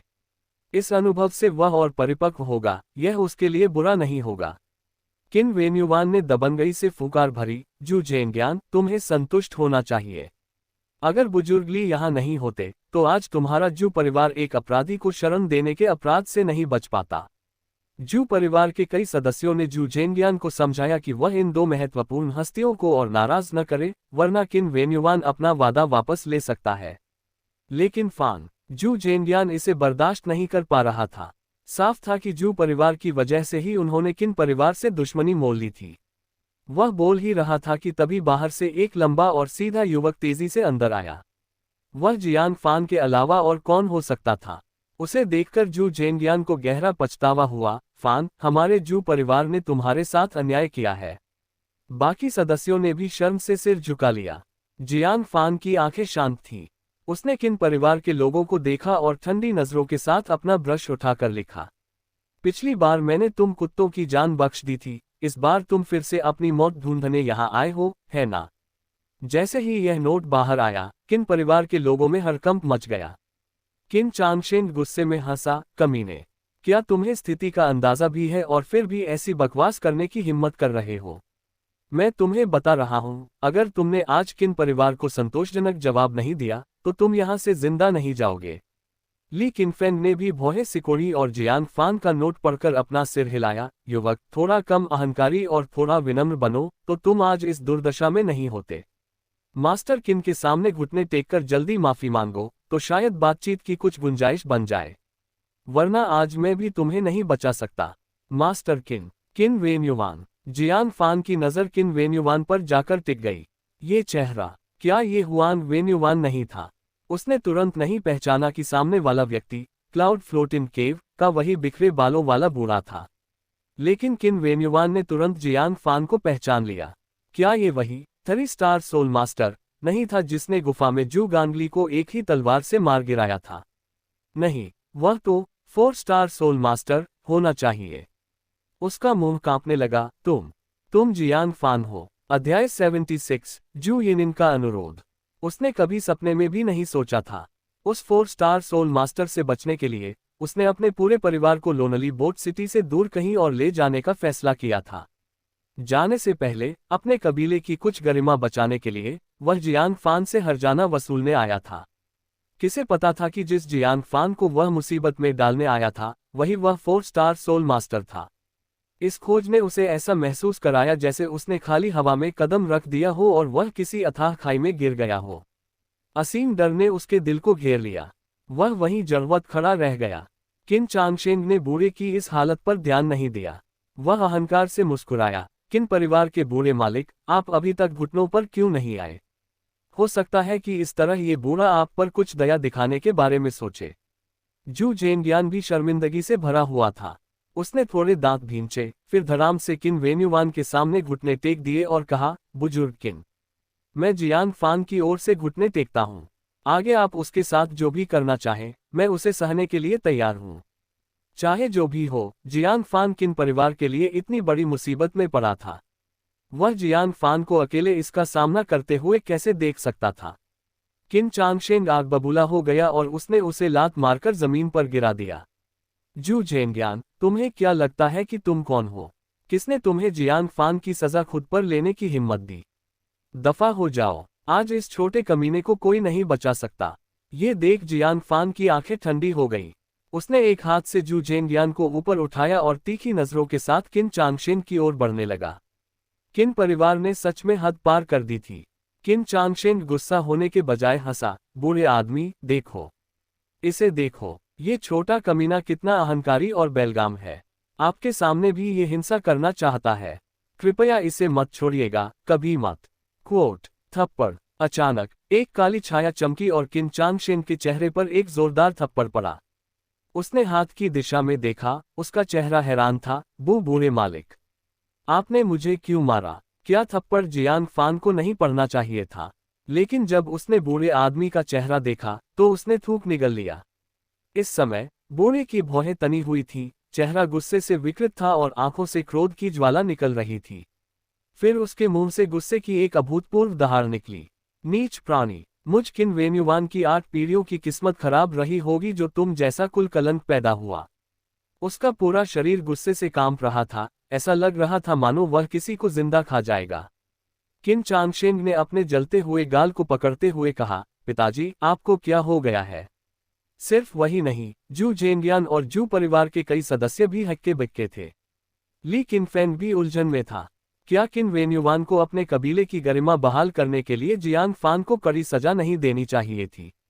उसने अचानक किन चांगशेन को थप्पड़ क्यों मारा? उसका दुखी चेहरा देख किन वेन्युवान और भी क्रोधित हो गया और उसने उसे फिर से जमीन पर पटक दिया। जानवर, तुझमें अभी भी दुखी होने की हिम्मत है?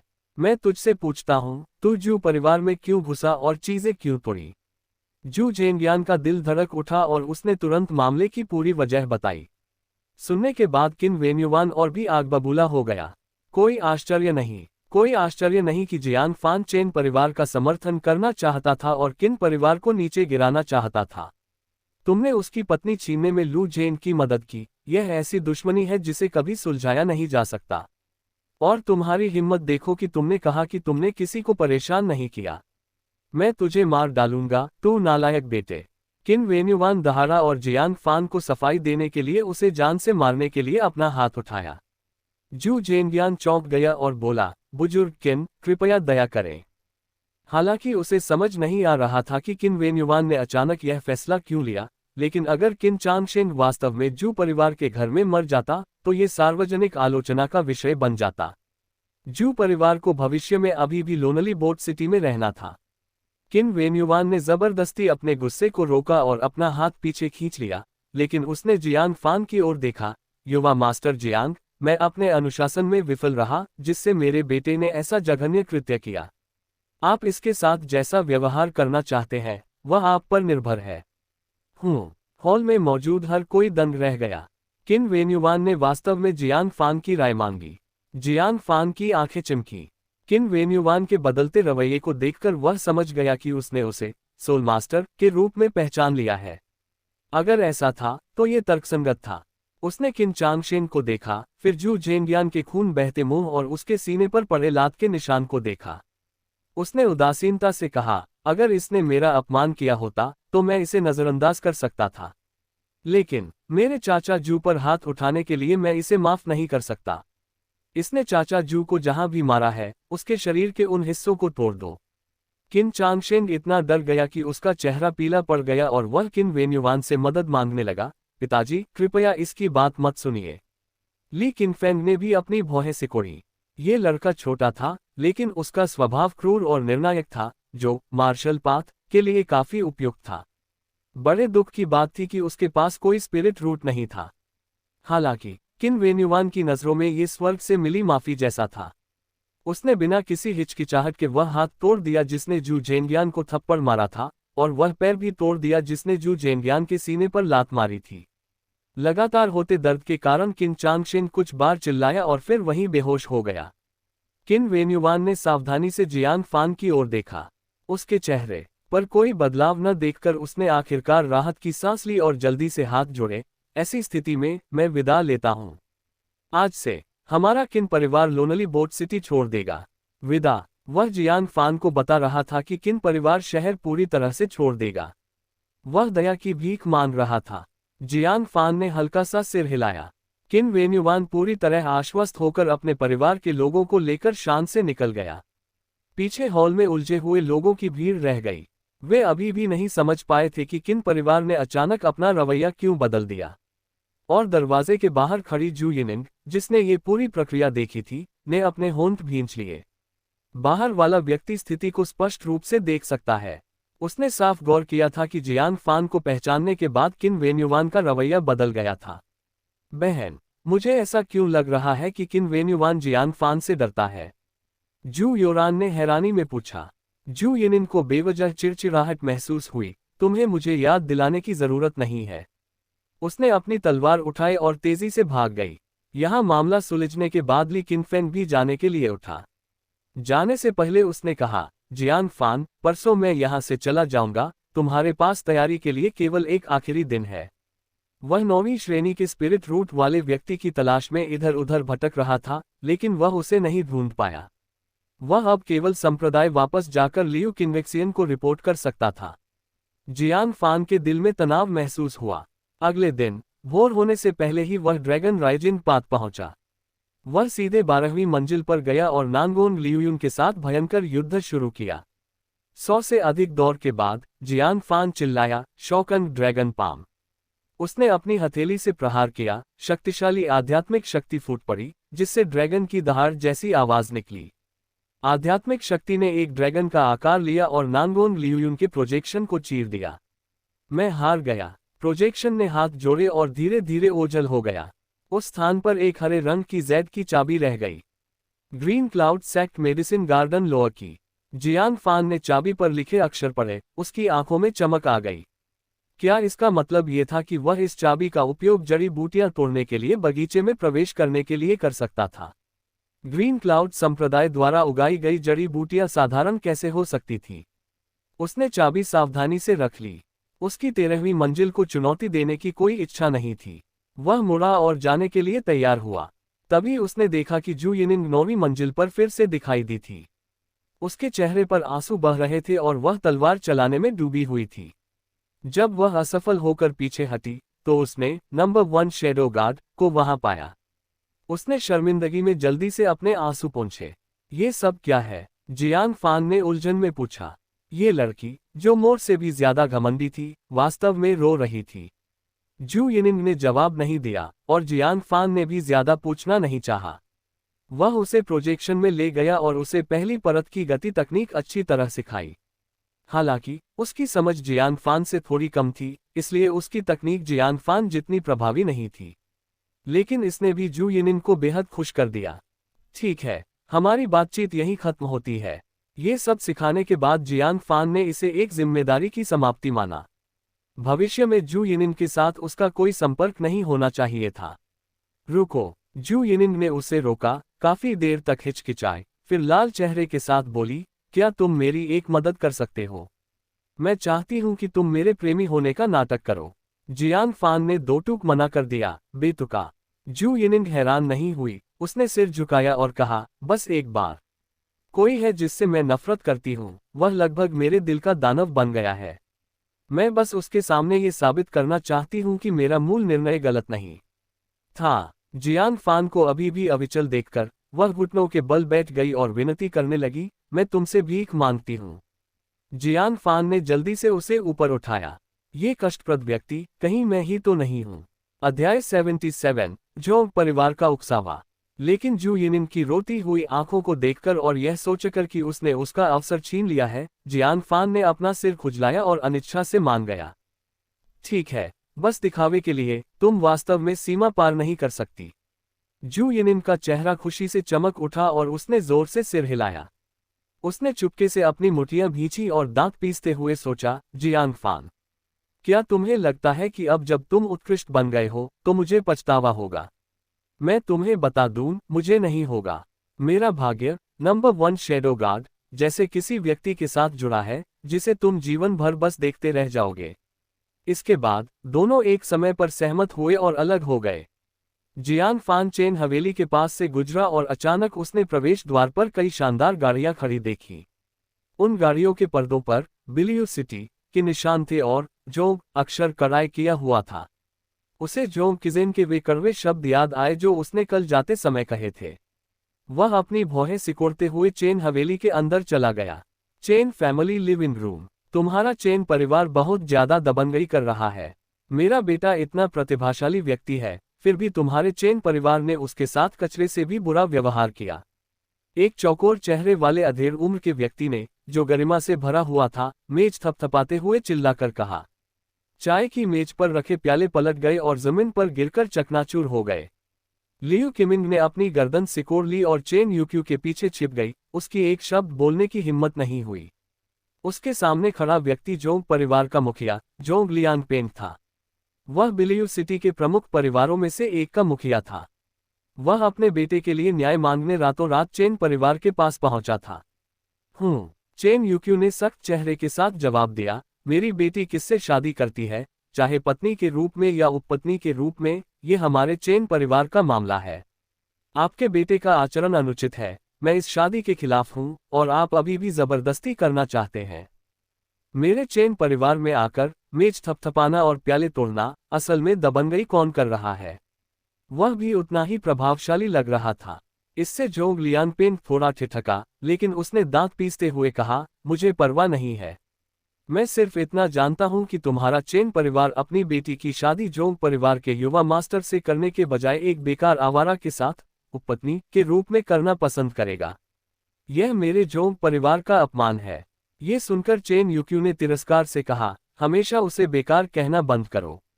मेरी राय में तुम्हारा बेटा जियांग फान के पैर के अंगूठे के बराबर भी नहीं है। एक महिला के लिए जियांग फान से मुकाबला करना, क्या तुम्हारा बेटा इसके लायक भी है? इस कुंद मूल्यांकन ने जोंग किजेन को, जो वहां मौजूद था, गुस्से से भर दिया। वह दहाड़ा, आप कहते हैं कि मैं उस कचरे जितना भी अच्छा नहीं हूं। मेरा जोंग परिवार बिलियू सिटी का एक प्रतिष्ठित परिवार है, जियांग फान का क्या? मैं ग्रीन क्लाउड संप्रदाय का एक आंतरिक शिष्य हूं, जियांग फान का क्या? मैं शक्तिशाली हूं, जियांग फान का क्या? उसकी तुलना मुझसे करना मेरा अपमान है, और ये कहना कि मैं उससे कमतर हूं, मेरे जोंग परिवार का अपमान है। जब चेन यूक्यू कुछ कहने ही वाला था, उसने जियांग फान को हाथ पीछे बांधकर आराम से आते देखा। उसकी आंखें चमक उठी और उसके चेहरे पर तुरंत एक बड़ी मुस्कान आ गई। युवा मास्टर जियांग। नहीं, दामाद जी, आप यहाँ कैसे? लियू किमिन के चेहरे पर भी खुशी छा गई और उसने मुस्कुराते हुए उसका स्वागत किया। उसका हाथ पकड़कर कहा, तुमने नौकरों को क्यों नहीं बताया कि तुम आ रहे हो? जल्दी बैठो बैठो, जाओ जल्दी से मास्टर के अध्ययन से अच्छी चाय लेकर आओ। उसने जियांग फान को बिठाया। उसकी नजर अपने बेटे से भी ज्यादा मिलनसार थी। चेन सिलिन का उदास चेहरा जियांग फान के आने पर खिल उठा और वह शर्माते हुए उसके पास बैठ गई। उसने शर्माते हुए एक स्पिरिट फ्रूट उठाया और जियांग फान को दिया। लो, ये तुम्हारे लिए है। जब जोंग किजेन और उसके पिता आए थे, तो चेन परिवार के तीनों सदस्यों ने उन्हें घास तक नहीं डाली थी। लेकिन जैसे ही जियांग फान आया, उन तीनों ने ये अत्यधिक स्वागत योग्य रवैया दिखाया। इस भारी अंतर ने जोंग किजेन को पागल कर दिया। वह गुस्से से कांपते हुए बोला, जियांग फान, आखिर जियांग फान ने तुम्हें ऐसा क्या दिया है? वह समझ नहीं पा रहा था। वह सच में नहीं समझ पा रहा था। एक बेकार लड़का जिसका ग्रीन क्लाउड संप्रदाय में प्रवेश का भाग्य उसके हाथों में था, उसके साथ चेन परिवार इतना शानदार व्यवहार क्यों कर रहा था? जोंग लियांगपेंग ने भी गुस्से में हंसते हुए कहा, मूल रूप से हमारे परिवारों के बीच गठबंधन के बाद अगर तुम्हारी बेटी अच्छा प्रदर्शन करती, तो 1 साल बाद मैं अपने संपर्कों का उपयोग करके उसे बाहरी शिष्य के रूप में संप्रदाय में प्रवेश दिलाने पर विचार कर सकता था। क्या तुम्हें पता है इसका क्या मतलब है? इसका मतलब है कि तुम्हारी बेटी साधारण नहीं रहेगी और तुम्हारा चेन परिवार गौरव की ऊंचाइयों पर पहुंच जाएगा। लेकिन यह सब तुम्हारी अज्ञानता ने नष्ट कर दिया। बाप बेटे की बातों से जियांग फान के कान बजने लगे थे। उसने अपने कान खुजलाए, एक पेन उठाया और कागज के एक टुकड़े पर लिखा, तुम्हें दिखा दूं कि मैंने चेन परिवार को क्या दिया है, तो तुम चुप हो जाओगे, है ना? जोंग किजेन ने बाहें सिकोड़ते हुए उपहास किया, दामाद के रूप में एक रीढ़विहीन कचरा क्या दे सकता है? बेकार कूड़े के अलावा कुछ नहीं। जियांग फान ने और कुछ नहीं कहा। उसने पेन उठाया और चेन सिलिन से कहा, क्या चेन परिवार के पास स्पिरिट रूट का पता लगाने वाला कोई जादुई यंत्र है? इसे जोंग परिवार के बाप बेटे को दिखाओ और उनका मुंह बंद करो। चेन सिलिन हिचकिचाए, ऐसा यंत्र चेन परिवार के पास स्वाभाविक रूप से है, लेकिन मेरे स्पिरिट रूट की जांच। उसके पास कोई खास स्पिरिट रूट नहीं था। सच कहें तो ये केवल पहली श्रेणी का स्पिरिट रूट था, जू योरान के जितना भी अच्छा नहीं। वरना वह व्यापार पर ध्यान केंद्रित नहीं करती। युद्ध के मार्ग पर उसकी प्रतिभा वास्तव में बहुत कम थी। उसे डर था कि उसकी जांच सार्वजनिक रूप से शर्मिंदगी का कारण बनेगी। चेन यूक्यू ने याद दिलाया, दामाद जी, सिलिन का स्पिरिट रूट बहुत उत्कृष्ट नहीं है। उसे जोंग परिवार के सामने परखना अपमानजनक नहीं होगा। जियान फान ने शांति से कहा, कोई बात नहीं, बस इसकी जांच करो। चेन यूक्यू और चेन सिलिन ने एक दूसरे की ओर देखा। वे जियान फान के इरादे से पूरी तरह उलझन में थे, लेकिन जियान फान के अनुरोध को टाल न सकने के कारण चेन सिलिन ने खुद को तैयार किया और जांच के लिए एक साधारण जादुई यंत्र उठाया। उसने शर्मिंदगी के साथ अपनी कमजोर आध्यात्मिक शक्ति उसमें प्रवाहित की। जल्द ही यंत्र के केंद्र से रोशनी की एक किरण निकली, जो डिस्क के ऊपर शब्दों की एक पंक्ति में बदल गई। जोंग किजेन ने व्यंग्य किया, मुझे नहीं पता कि ये कचरा मुझे क्या दिखाना चाहता है। ये देखने के लिए कि चेन सिलिन का स्पिरिट रूट कितना नीचा है। क्वोट, वह अपना वाक्य पूरा नहीं कर सका। उसकी आंखें धीरे धीरे सदमे से फटने लगी। उसका चेहरा ऐसा हो गया जैसे उसने कोई भूत देख लिया हो। जोंग लियांगपेंग भी बुरी तरह चौंक गया। छठी श्रेणी का स्पिरिट रूट, ये कैसे हो सकता है? चेन सिलिन का स्पिरिट रूट तो पहली श्रेणी का था। यह अचानक छठी श्रेणी का कैसे हो गया? चेन यूक्यू, चेन सिलिन और लियू किमिंग तीनों वहीं दंग रह गए। चेन सिलिन को विश्वास नहीं हुआ और उसने दोबारा जांच की। परिणाम फिर से वही, छठी श्रेणी का स्पिरिट रूट। पिताजी, क्या मेरे पास छठी श्रेणी का स्पिरिट रूट है? बिल्कुल, लोनली बोट सिटी की शीर्ष प्रतिभाशाली जू यिनिन की तरह। चेन यूक्यू की दाढ़ी उत्साह से कांपने लगी। क्या ये पूर्वजों का आशीर्वाद है? लियू किमिंग इतनी खुश थी कि उसकी आंखों से आंसू बहने लगे। ईश्वर की कृपा है, हमारे चेन परिवार के पास अब युद्ध कला की एक प्रतिभावान संतान है। उनके सदमे के बीच जियान फान बस हल्का सा मुस्कुराया और पेन उठाकर लिखा, अब क्या तुम जानते हो कि मैंने चेन सिलिन को क्या दिया है? इस नोट को देखकर हर कोई जियान फान की ओर अचंभे से देखने लगा। जोंग किजेन ने इसे स्वीकार करने से इनकार कर दिया। तुम ऐसे बोल रहे हो जैसे उसकी योग्यता बदलना तुम्हारा काम हो। अगर तुम इतने शक्तिशाली होते तो तुम्हारा अपना कोई स्पिरिट रूट क्यों नहीं है? लेकिन चेन परिवार के तीनों सदस्यों ने तुरंत प्रतिक्रिया दी। पूर्वजों का आशीर्वाद या ईश्वर की कृपा, ये स्पष्ट रूप से जियान फान की मदद थी। चेन सिलिन को अचानक उस जेड बॉक्स वाली गोली की याद आई जो जियान फान ने उसे कल दी थी और उसने विशेष रूप से उसे खाने के लिए कहा था। क्या ये कल वाली गोली की वजह से हुआ? अध्याय 78, जोंग परिवार का सहायक। जियान फान ने धीरे से सिर हिलाया। वरना क्या आध्यात्मिक मूल खुद ब खुद अरबी के पत्तों की तरह उगाते? इसने पुष्टि कर दी कि वह गोली वास्तव में जियान फान की ही थी। चेन सिलिन इतनी भावुक हो गई कि उसकी आंखें नम हो गई। तुम मेरे प्रति इतने दयालु क्यों हो? स्पिरिट रूट्स को बदल सकने वाली गोली, बिना सोचे भी कोई कह सकता था कि यह एक ऐसी चीज है जो स्वर्ग को चुनौती दे सकती है और भाग्य बदल सकती है। इसका मूल्य अथाह था, कोई भी दौलत इसे नहीं खरीद सकती थी। उसके और जियान फान के बीच अभी तक कोई अंतरंग संबंध भी नहीं था, फिर भी उसने इसे उसे दे दिया। जियान फान ने लिखने वाला ब्रश उठाया और लिखा, चूंकि तुम्हारा और मेरा एक औपचारिक रिश्ता जुड़ चुका है, तो क्या इसे तुम्हें देना तर्कसंगत नहीं है? लेकिन मैं तो सिर्फ एक उपपत्नी हूँ। जियान फान के मन में अपने लिए गहरा सम्मान महसूस कर चेन सिलिन और भी प्रभावित हुई। वह उसकी बाहों में सिमट गई और बोली, धन्यवाद जियान फान। इस जीवन में सिलिन तुम्हारी दयालुता को कभी नहीं भूलेगी और केवल तुम्हारे प्रति वफादार रहेगी। एक आदमी जिसने उसका भाग्य बदल दिया, वह उसका बदला कैसे भी चुकाए, वह कम ही होगा। अपनी बाहों में कोमल गर्माहट महसूस कर जियान फान का चेहरा लाल हो गया और उसे समझ नहीं आया कि क्या करे। हालांकि चेन यूक्यू खुशी से झूम उठा। उसने जोंग लियांगपेंग और उसके बेटे के उतरे हुए चेहरों की ओर देखते हुए कहा, अब क्या? अब यकीन आया। 1 साल और अगर उसने अच्छा प्रदर्शन किया तो मैं अपनी बेटी को ग्रीन क्लाउड संप्रदाय की बाहरी शिष्या बनाने पर विचार कर सकता हूँ। क्षमा करें, आप जोंग परिवार वाले इस तथाकथित अवसर को अपने पास ही रख सकते हैं। जियान फान के यहाँ होते हुए मेरी बेटी सीधे ग्रीन क्लाउड संप्रदाय के आंतरिक संप्रदाय में प्रवेश कर सकती है। इन शब्दों को बाहर निकालने के बाद चेन यूक्यू के सीने में दबी घुटन आखिरकार खत्म हो गई। लेकिन इसने जोंग लियांगपेंग को हद से ज्यादा अपमानित महसूस कराया। उसने अपनी मुठियां जोर से भींची। उसकी आंखें गुस्से से जल रही थीं। चेन यूक्यू, तुमने बार बार मेरे जोंग परिवार का अपमान किया है, क्या तुम्हें सच में लगता है कि मैं तुम्हारा कुछ बिगाड़ नहीं सकता? तभी एक सरपट दौड़ते घोड़े की आवाज सीधे हवेली के अंदर आई। एक सुंदर आकृति फुर्ती से नीचे उतरी। वह ये किन्वेक्सुए थी। हॉल में लड़ाई के कोई संकेत न देखकर उसने राहत की सांस ली। ये किन्वेक्सुए ने कहा, शुक्र है मैं समय पर पहुंच गई। जोंग लियांगपेंग ने कहा, भांजी तुम बिल्कुल सही समय पर आई हो। ये चेन परिवार पूरी तरह से अराजक हो गया है, वे तुम्हारे चाचा के परिवार को कुछ समझ ही नहीं रहे हैं। क्या नगर प्रमुख के ये परिवार और जोंग परिवार का ऐसा छिपा हुआ रिश्ता था? जोंग किजेन ने उपहास करते हुए कहा, क्या तुम्हें लगा था कि मेरा परिवार और उनका परिवार चचेरे भाई बहन है? वरना तुम्हें क्या लगता है कि मेरे गुरु मुझे दूसरे शिष्यों के बजाय यहाँ लोनली बोर्ड सिटी क्यों लाए? जाहिर है मेरी पहचान की वजह से, जिससे यहाँ काम करना आसान हो जाता है। ये किन्वेक्सुए ने अपनी भौहें सिकोड़ी और कहा, चाचा क्या आपके और चेन फैमिली मास्टर के बीच कोई गलतफहमी हुई है? हालांकि वह कम उम्र की थी, लेकिन वह सिद्धांतों को अच्छी तरह समझती थी।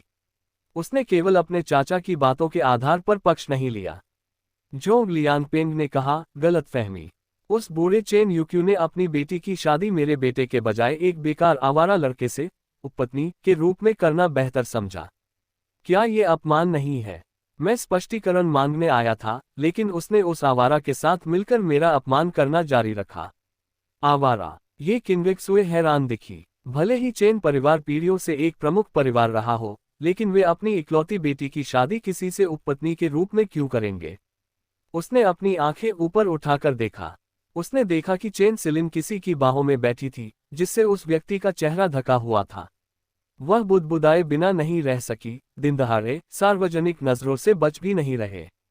उसने चेन यूक्यू की ओर देखा, हाथ जोड़े और कहा, चेन अंकल आपका क्या कहना है?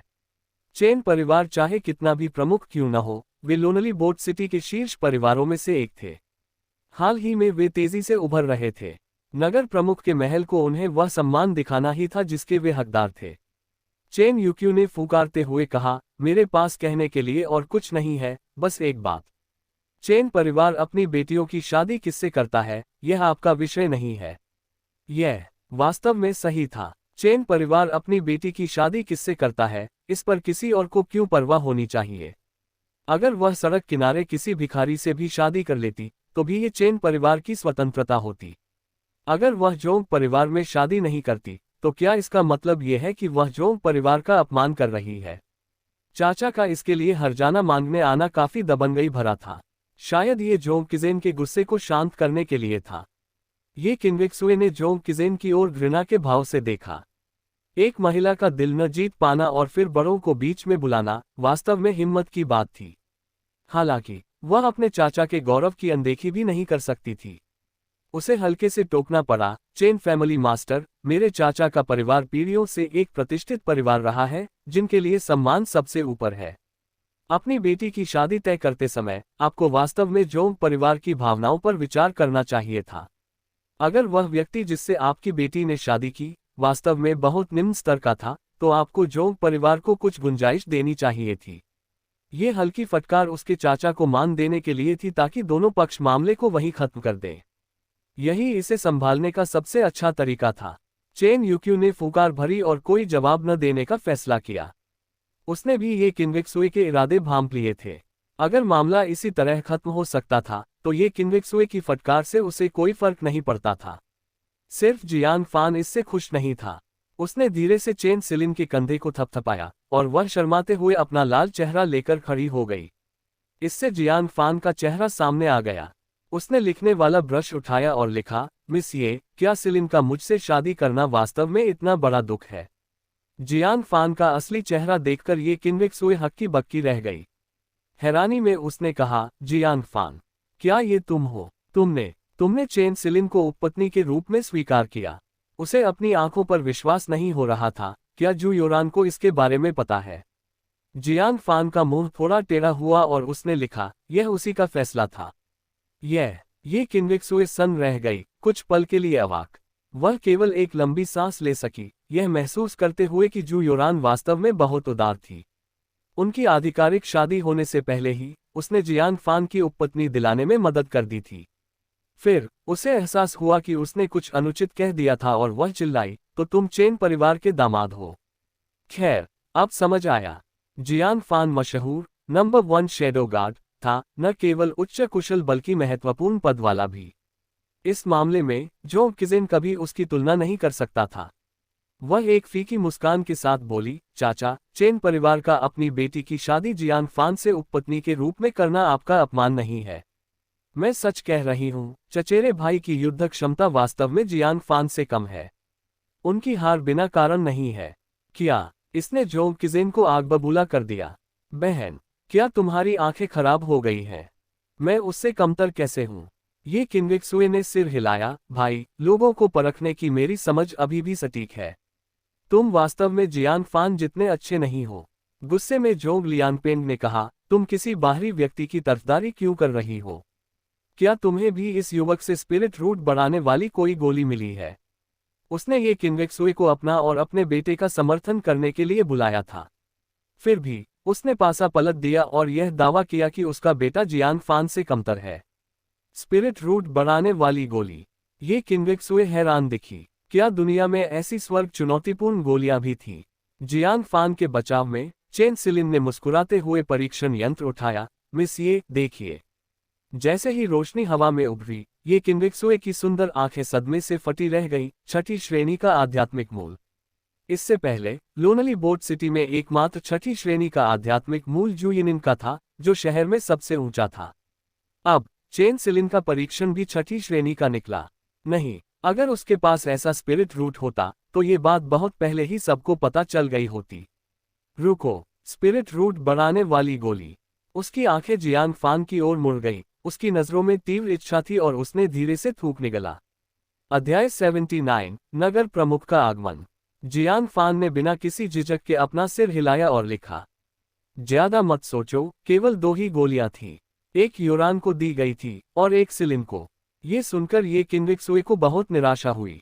सिर्फ एक गोली से घटिया स्पिरिट रूट वाले 2 लोगों को दिव्य प्रतिभाओं में बदल देना, अगर उसे एक मिल जाती तो क्या उसके पास 8वीं श्रेणी या शायद पौराणिक 9वीं श्रेणी बनने का मौका नहीं होता? उसने जल्दी से अपनी हताशा को छुपाया और गला साफ करते हुए कहा, तुमने गलत समझा। मैंने अपनी सहेली की तरफ से पूछा था। वैसे वह सहेली जू यिनिंग है। हाँ, जू यिनिंग। उसके बारे में सोचकर ये किन्वेक्सुए को एक बार फिर उसके लिए दुख हुआ। यिनिंग, क्या तुम्हें पता है कि तुमने कितना बेवकूफ़ी भरा फैसला लिया? पुराने समय की बात तो छोड़ ही दे, नियति बदल देने वाली यह अमर गोली असल में जू यिनिंग की हो सकती थी। उसकी क्षमता आसमान छूती और वह दुनिया में एक अद्वितीय हस्ती बन जाती। लेकिन अब इसका लाभ जू योरान और उसकी अच्छी बहन को मिला है। अफसोस, अब पछताने से कोई फायदा नहीं। जब उसने दोबारा जोंग किजेन की ओर देखा तो उसने निशब्द होकर कहा, चचेरे भाई, सिर्फ इसी आधार पर तुम जियान फान का मुकाबला कैसे कर सकते हो? जब मैंने कहा था कि तुम उसके जोड़ के नहीं हो तो वह बिना कारण नहीं था। हालांकि जोंग किजेन इसे कैसे स्वीकार कर सकता था? उसने अपनी मुठियां भींची और चिल्लाया, बहन, तुम पक्का अंधी हो गई हो। ऐसी कोई स्पिरिट पिल नहीं होती जो स्पिरिट रूट को बढ़ा सके। जाहिर है, चेन सिलिन का अपना खुद का ही 6ठी श्रेणी का स्पिरिट रूट है। जोंग लियांगपेंग ने भी सच्चाई को नजरअंदाज करते हुए गुस्से में कहा, किन्वेक्सुए, तुमने अपने चाचा को बहुत निराश किया है। एक बाहरी व्यक्ति की मदद करने के लिए तुमने अपने चाचा की गरिमा तक का ख्याल नहीं रखा। सौभाग्य से मुझे तुमसे कोई उम्मीद नहीं थी। मैंने पहले ही तुम्हारे पिता को सूचित कर दिया है। चेन यूक्यू के चेहरे के भाव बदल गए। ये किन्वेक्सुए की मौजूदगी से ज्यादा फर्क नहीं पड़ता था, क्योंकि वह केवल नगर प्रमुख के महल की बेटी थी और उसका प्रतिनिधित्व नहीं करती थी। इसके अलावा ये किन्वेक्सुए हमेशा अपनी समझदारी के लिए जानी जाती थी। लेकिन ये जिफेग अलग था। वह एक नगर प्रमुख था जिसके पास ये तय करने का अधिकार था कि चेन परिवार शहर में रह सकता है या नहीं। चेन यूक्यू को जिस बात ने और भी परेशान किया वह ये थी कि ये परिवार के मुखिया के रूप में ये जिफेग निश्चित रूप से फायदे को प्राथमिकता देगा, न कि न्याय या अन्याय को। ये परिवार के लिए जोंग परिवार के साथ रिश्तेदारी बनाए रखना ही सबसे बड़ा लाभ था। कोई भी कल्पना कर सकता था कि ये जिफेग के आने के बाद स्थिति कैसी होगी। ये किन्वेक्सुए गुस्से में आ गई, आपने इस बात के लिए मेरे पिता को यहाँ बुला लिया। वह चेन परिवार के लिए और जियान फान के लिए और भी चिंतित थी। उसकी नज़र में नंबर 1 शैडो गार्ड की पहचान बहुत महत्वपूर्ण थी, लेकिन शायद उसके पिता के लिए नहीं। जोंग लियांगपेंग ने डांटा, अगर तुम में थोड़ी भी अक्ल होती तो क्या मुझे तुम्हारे पिता को बुलाने की जरूरत पड़ती? इसके अलावा ये सिर्फ चेन परिवार की बात नहीं है, तुम्हारे पिता को तुम्हें ये सिखाने की जरूरत है कि व्यवहार कैसे किया जाता है। इतनी बड़ी हो गई हो, फिर भी कोई समझ नहीं है। टाप टाप, तेजी से आते घोड़ों की टापों की आवाज सुनाई दी। ये जिफेग, गार्ड कैप्टन और कई गार्डों के साथ बड़ी शान से चेन परिवार के घर में दाखिल हुआ। चेन यूक्यू की उपेक्षा करने की हिम्मत कैसे होती? वह तुरंत स्वागत के लिए आगे बढ़ा। चेन यूक्यू नगर प्रमुख का स्वागत करता है। ये जिफेग ने उसे एक नजर देखा और अपने हाथ पीछे बांधकर हॉल के केंद्र में खड़ा हो गया, जिससे एक गहरा दबाव महसूस हो रहा था। मैं चेन फैमिली मास्टर से ऐसी शिष्टता की उम्मीद नहीं रखता। चेन यूक्यू को कड़वाहट महसूस हुई और उसने जल्दी से कहा, नगर प्रमुख, कृपया मुझे विस्तार से बताने दें। क्वोट, किसे पता था? ये जिफेग ने उसकी एक नहीं सुनी। उसने अपना हाथ लहराया और फुकारते हुए कहा, मुझे पहले से ही पता है, तुम्हें दोहराने की जरूरत नहीं है। वह खुलेआम जोंग परिवार का समर्थन कर रहा था। ये किन्वेक्सुए इसे सहन नहीं कर पाई और बोली, पिताजी, चीजें वैसी नहीं है जैसी चाचा ने बताई हैं। असल में चचेरे भाई दूसरों की तरह कुशल नहीं थे और अपनी हार स्वीकार नहीं कर सके। कृपया इसमें शामिल न हो, कहीं नगर प्रमुख के महल की बदनामी न हो जाए। ये जिफेग जोर से गरजा, चुप रहो और एक तरफ खड़ी हो जाओ। उसने मन ही मन एक ठंडी सांस ली। वह जोंग परिवार के चरित्र को कैसे नहीं जान सकता था। वे बिलियू सिटी में कुख्यात उपद्रवी थे। हालांकि उसकी बेटी अभी छोटी थी।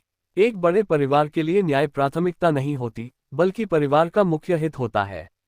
इसलिए भले ही वह जानता था कि चेन परिवार के साथ अन्याय हुआ है, उसे जोंग परिवार का समर्थन करना ही था।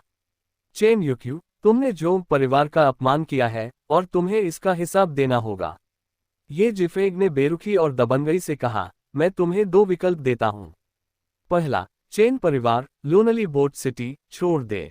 दूसरा, अपनी बेटी चेन सिलिन की शादी जोंग परिवार में कर दो। एक चुन लो और यह मामला यहीं सुलझ जाएगा, वरना तुम्हें नगर प्रमुख के महल के तरीकों का पता ही है। चेन यूक्यू का चेहरा पीला पड़ गया। नगर प्रमुख के महल की शक्ति से वे आसानी से चेन परिवार को बर्बाद कर सकते थे। लियू किमिन का चेहरा भी सफेद पड़ गया। हालांकि दंपत्ति ने हार नहीं मानी। चेन परिवार की किस्मत आखिरकार चमकी थी कि वे एक 3 स्टार सोल मास्टर के साथ जुड़ गए थे। क्या वे इस बड़े अवसर को छोड़ देते? सपने में भी नहीं। जहां तक लूनली बोट सिटी छोड़ने की बात है तो ठीक है। 3 स्टार सोल मास्टर के समर्थन के साथ चेन परिवार का भविष्य एक छोटे से शहर तक सीमित नहीं रह सकता था। अगर वे अब नहीं जाते तो बाद में वैसे भी चले जाते। इसलिए बिना किसी हिचकिचाहट के चेन यूक्यू ने दृढ़ता से कहा, नगर प्रमुख, हमें अनुमति देने के लिए धन्यवाद। हमारा चेन परिवार रातों रात लूनली बोट सिटी छोड़ देगा। जहां तक मेरी बेटी की शादी जोंग परिवार में करने की बात है, मुझे स्पष्ट कहने के लिए क्षमा करें, वे इसके लायक नहीं है। मेरी बेटी इस जन्म में केवल जियान फान से शादी करेगी। भले ही वह उसकी उपपत्नी बने, वह जोंग परिवार की मुख्य पत्नी बनना स्वीकार नहीं करेगी। इस साहसी और निर्णायक रवैये ने जोंग परिवार के पिता पुत्र को गुस्से से आग बबूला कर दिया। उन्होंने चेन परिवार को दबाने के लिए नगर प्रमुख को बुलाया था, लेकिन पासा उल्टा पड़ गया और चेन परिवार ने इतनी हिम्मत दिखाई। झुकने के बजाय पूरा परिवार शहर छोड़ने को तैयार था। इसने ये जिफेग को भी मुश्किल में डाल दिया। शहर के 2 औषधि परिवारों में से किन परिवार पहले ही जा चुका था। अगर चेन परिवार भी चला गया तो भविष्य में दवाइयां कौन देगा? लेकिन उन्हें रुकने के लिए कहना उसकी प्रतिष्ठा के खिलाफ था। तभी जियान फान ने चेन यूक्यू को सांत्वना देने के लिए एक पर्ची लिखी। वैसे भी किसी बड़े शहर में जाना बेहतर है। लूनली बोट सिटी बहुत छोटा है। चूंकि चेन परिवार का उसके साथ गठबंधन था, इसलिए वह भविष्य में उन्हें और अधिक सहायता प्रदान करेगा। वह चेन परिवार को बेचने के लिए हर तरह की उच्च श्रेणी की दवाइयां देगा। लूनली बोट सिटी में उच्च श्रेणी की गोलियों की मांग बड़े शहरों की तुलना में कम थी। ये जिफेग, जो पहले से ही कश्मकश में था, ने जियान फान को बोलते देखा और तुरंत अपना गुस्सा उसकी ओर मोड़ दिया। क्या तुम जियान फान हो? वही जो उपद्रव कर रहा है। इसे पकड़ लो। इससे ठीक से पूछताछ करो कि यह उपद्रव क्यों कर रहा है और 2 बड़े परिवारों के गठबंधन को क्यों बिगाड़ रहा है। जियान फान को पकड़कर वह जोंग परिवार के गुस्से को शांत कर सकता था और चेन परिवार को मनमानी करने से रोक सकता था। एक तीर से दो निशाने। उसके पास खड़े गार्ड कैप्टन ने तुरंत अपनी मिस्टीरियस आयरन ब्लेड निकाली और बड़े कदमों के साथ जियान फान की ओर बढ़ा। बिना गौर से देखे उसने उसका कंधा पकड़ लिया। लड़के, घुटने टेको और आत्मसमर्पण करो। जियान फान अब पहले जैसा नहीं था। फाउंडेशन एस्टेब्लिशमेंट की तीसरी परत के साथ वह ऐसे अधिकार को नजरअंदाज कर सकता था। उसने अपने शरीर को थोड़ा सा झटका दिया और उसकी आध्यात्मिक शक्ति के जोर ने गार्ड कैप्टन को पीछे धकेल दिया। गार्ड कैप्टन ने उसे गुस्से में घूरते हुए कहा, तुम्हारी इतनी हिम्मत की तुम अवज्ञा। अवज्ञा। जैसे ही उसने जियान फान का चेहरा करीब से देखा, उसकी आंखें फटी की फटी रह गईं। जब से उसने प्रवेश किया था, उसे जियान फान का चेहरा जाना पहचाना लग रहा था। गौर से देखने पर उसे अचानक याद आया कि वह कौन था। क्या ये वही नहीं था जिसने ब्लड बेड पैलेस के सदस्यों को मारने के बाद 9वीं श्रेणी के आध्यात्मिक मूल के साथ 2 घंटे अभ्यास करने के लिए नगर प्रमुख के महल के स्पिरिट पॉन्ड में आया था। लियू किन्वेक्सियन ने उसे पूरे शहर में कई बार खोजा था। जाने से पहले उसने विशेष रूप से निर्देश दिया था कि उस व्यक्ति की गतिविधियों पर कड़ी नजर रखी जाए और अगर वह मिले तो ये परिवार को सूचित किया जाए। इस कारण से नगर प्रमुख ने पूरे शहर के सैनिकों को तैनात कर दिया था। लेकिन यह भूसे के ढेर में सुई खोजने जैसा था और वे उसे कभी नहीं ढूंढ पाए। उसे क्या पता था कि वह 9वीं श्रेणी का आध्यात्मिक मूल बिल्कुल उसके सामने खड़ा था। अध्याय 80। पिताजी, आप बहुत अजीब हैं। गार्ड कैप्टन सदमे में वहीं खड़ा रह गया। ये जिफेक का चेहरा उतर गया। क्या हुआ? क्या तुम्हारे होश उड़ गए हैं? क्या तुम एक इंसान को भी नहीं पकड़ सकते? गार्ड कैप्टन गहरे सदमे में था। वह अभी भी उस बात से बाहर नहीं निकल पा रहा था। ये जिफेक को गुस्सा आ गया। वह आगे बढ़ा और गार्ड कैप्टन को एक तरफ धकेल दिया, निकम्मे कहीं के। उसने खुद जियान फान को पकड़ने के लिए हाथ बढ़ाया। गार्ड कैप्टन आखिरकार होश में आया और ये जिफेक की हरकत देख उसके हाथ पांव फूल गए। ये वही 9वीं श्रेणी का आध्यात्मिक मूल था जिसे लियू किन्वेक्सियन पागलों की तरह ढूंढ रही थी। अगर उसे एक खरोंच भी आती तो लियू किन्वेक्सियन न तो ये जिफेक को छोड़ती और न ही ये परिवार को। उसने जल्दी से ये जिफेक का हाथ पकड़ लिया और घबराकर चिल्लाया, नगर प्रमुख, नहीं, ये तो। जैसे ही वह सच बताने वाला था, उसे याद आया कि 9वीं श्रेणी के आध्यात्मिक मूल की पहचान एक गुप्त रहस्य है और इसे लीक नहीं किया जाना चाहिए। ये जिफेक आग बबूला हो गया। उसने गार्ड कैप्टन को इतनी जोर से थप्पड़ मारा कि वह जमीन पर जा गिरा। उसने चिल्लाते हुए कहा, तुम्हें आज क्या हो गया है? क्या कोई गलत दवा खा ली है? गार्ड कैप्टन के मुंह के कोने से खून निकलने लगा, लेकिन उसने दर्द की परवाह नहीं की। वह जल्दी से उठा, दौड़कर उनके पास गया और फुसफुसाया, नगर प्रमुख, ये वही लड़का है जिसने उस दिन ब्लड बेड पैलेस का इनाम लिया था। ये जिफेक ने भौहें सिकोड़ी, कौन सा ब्लड बेड पैलेस इनाम? रुको। उसने अचानक एक गहरी सांस ली और चौंकते हुए कहा, क्या तुम ये कह रहे हो कि यह वही 9 क्वोट? यह महसूस करते हुए कि उसने लगभग रहस्य खोल ही दिया था, उसने तुरंत अपना मुंह बंद कर लिया। उसने धीमी और कांपती आवाज में पूछा, क्या तुम्हें यकीन है कि तुमने उसे पहचानने में गलती नहीं की है? गार्ड कैप्टन ने कहा, अगर मैं गलत हूं तो नगर प्रमुख, आप मेरी आंखें निकाल सकते हैं। ये सच में वही था। ये जिफेक खुशी से झूम उठा। ये वही व्यक्ति था जिसे लियू किन्वेक्सियन ढूंढ रही थी। जाने से पहले उसने ये जिफेक को निर्देश दिया था कि वह हर कीमत पर 9वीं श्रेणी के आध्यात्मिक मूल को खोजे। अगर वह मिल गया तो ये परिवार को ग्रीन क्लाउड संप्रदाय में एक आंतरिक शिष्य का स्थान मिलेगा। जब उसने दोबारा जियान फान की ओर देखा तो उसके चेहरे पर पहले वाली क्रूरता का नामोनिशान नहीं था। उसने अपने खुरदरे हाथों को आपस में रगड़ते हुए मुस्कुराकर कहा, युवा मास्टर जियांग, आप वास्तव में प्रतिभाशाली हैं। मैंने लंबे समय से आपकी प्रशंसा सुनी है। आज आपको व्यक्तिगत रूप से देखकर लगा कि आपकी प्रसिद्धि वास्तव में योग्य है। हॉल में अचानक सन्नाटा छा गया। गार्ड कैप्टन की आंखें फटी की फटी रह गईं। उसे हमेशा लगता था कि चापलूसी करना उसका हुनर है, लेकिन नगर प्रमुख का रंग बदलते देख उसे समझ आया कि उसे अभी बहुत कुछ सीखना है। ये किन्वेक्सुए की सुंदर आंखें भी फटी रह गई, उसका सिर सवालों से भर गया। अपने आमतौर पर मर्यादित और सख्त पिता को अचानक किसी की चापलूसी करते देख वह बुदबुदाए बिना नहीं रह सकी, पिताजी, आप मुझे बहुत अजीब लग रहे हैं। जोंग लियांगपेंग और जोंग किजेन के चेहरे पर मौजूद उपहास के भाव अचानक जम गए। वे इस बदलते माहौल को बिना पलक झपकाए देख रहे थे। चेन यूक्यू और लियू किमिंग ने एक दूसरे की ओर देखा, उन्हें ये सब बेतुका लगा। नगर प्रमुख का उग्र रवैया अचानक इतनी नाटकीय रूप से कैसे बदल गया। यहाँ तक कि जियांग फान भी खुद अपनी नाक छूने लगा, ये सोचते हुए कि कहीं नगर प्रमुख का व्यक्तित्व दोहरा तो नहीं है। नगर प्रमुख, ये सब क्या है? ये जिफेंग को बिल्कुल भी अजीब महसूस नहीं हुआ। उसने हाथ जोड़ते हुए कहा, यह सब एक गलतफहमी थी, बस एक गलतफहमी। चूंकि आपने चेन परिवार की बेटी से शादी की है, तो फिर ये कोई बड़ी बात नहीं है। ऐसा कहते हुए उसने अपनी जेबें टटोली। काफी मशक्कत के बाद उसने एक जेड पेंडेंट निकाला जो वह हमेशा अपने पास रखता था।